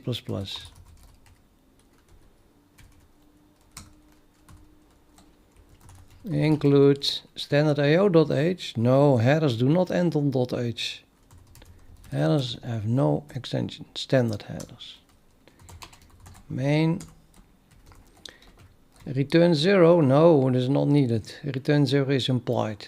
You can do it, but it's not needed. Standard cout. Hello world. I can include a new line there as well. Or you can flush this output by using standard end line.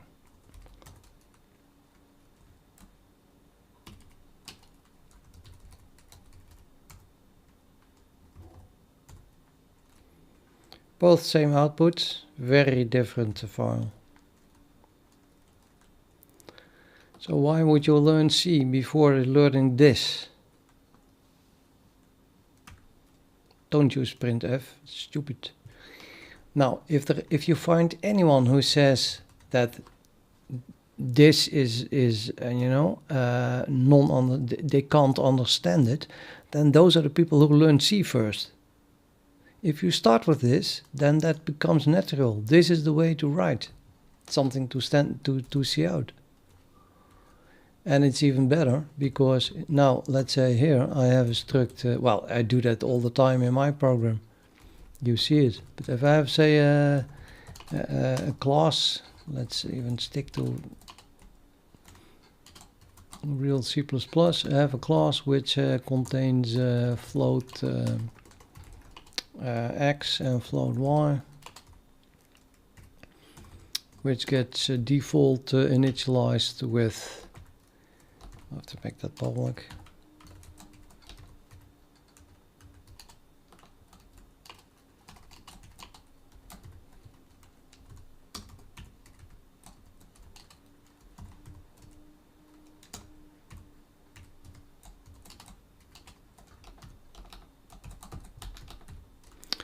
And I create an A here. So type A, variable name A. I want to print it.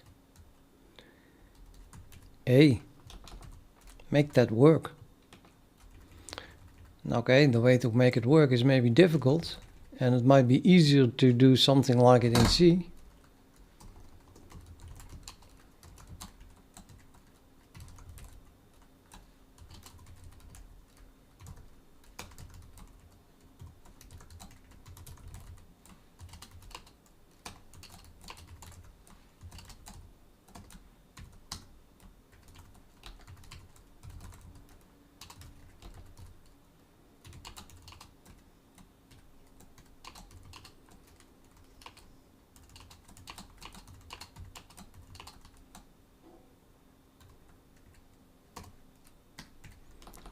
But the point is, this is now part of the class.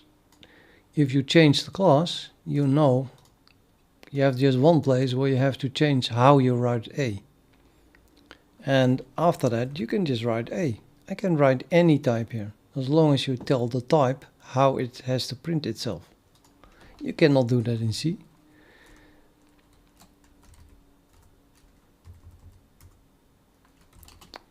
What did I do wrong? Oh, all right. I do it slightly different. So I can do that. But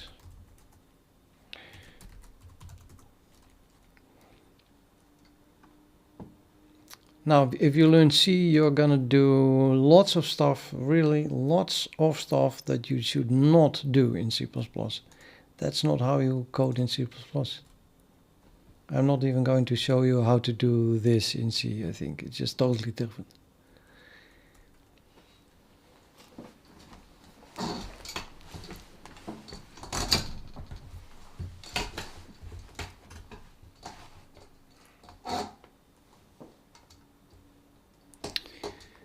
So as you can see in my own code, if you watch the stream a bit, I write stuff to O streams all the time, although I'm using dout, which is a macro, which is super big, but let me go again. Okay, so I do a report, spam.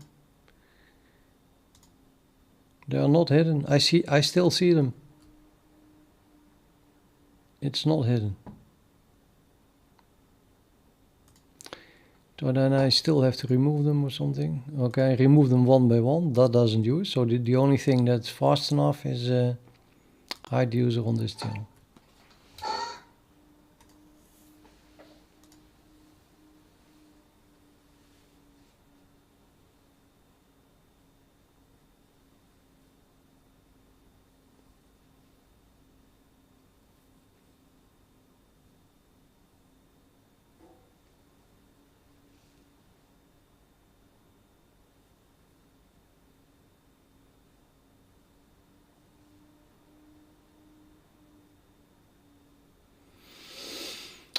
Okay. I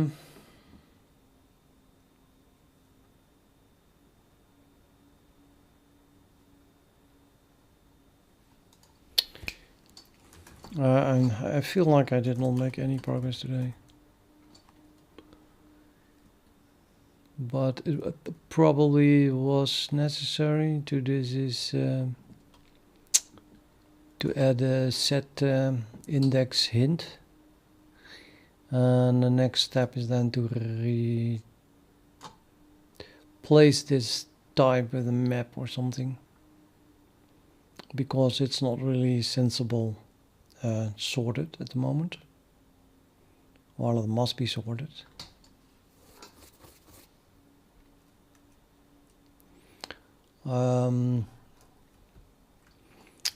I more or less should write it the same everywhere, so I could do search for this.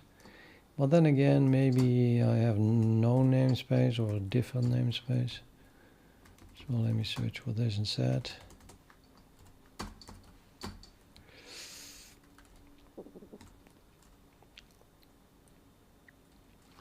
So all these types have to be changed to something else. I think I'm going to play Risk. I won't do it on the stream. I want to play on my real account. So I'm going to play on my tablet.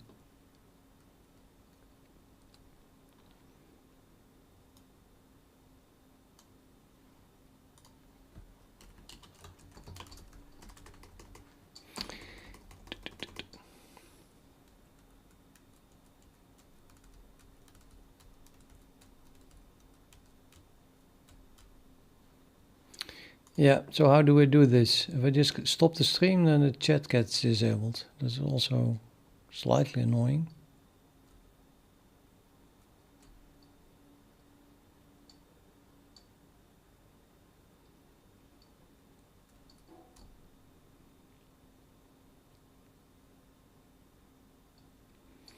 But I am. So, thank you for watching.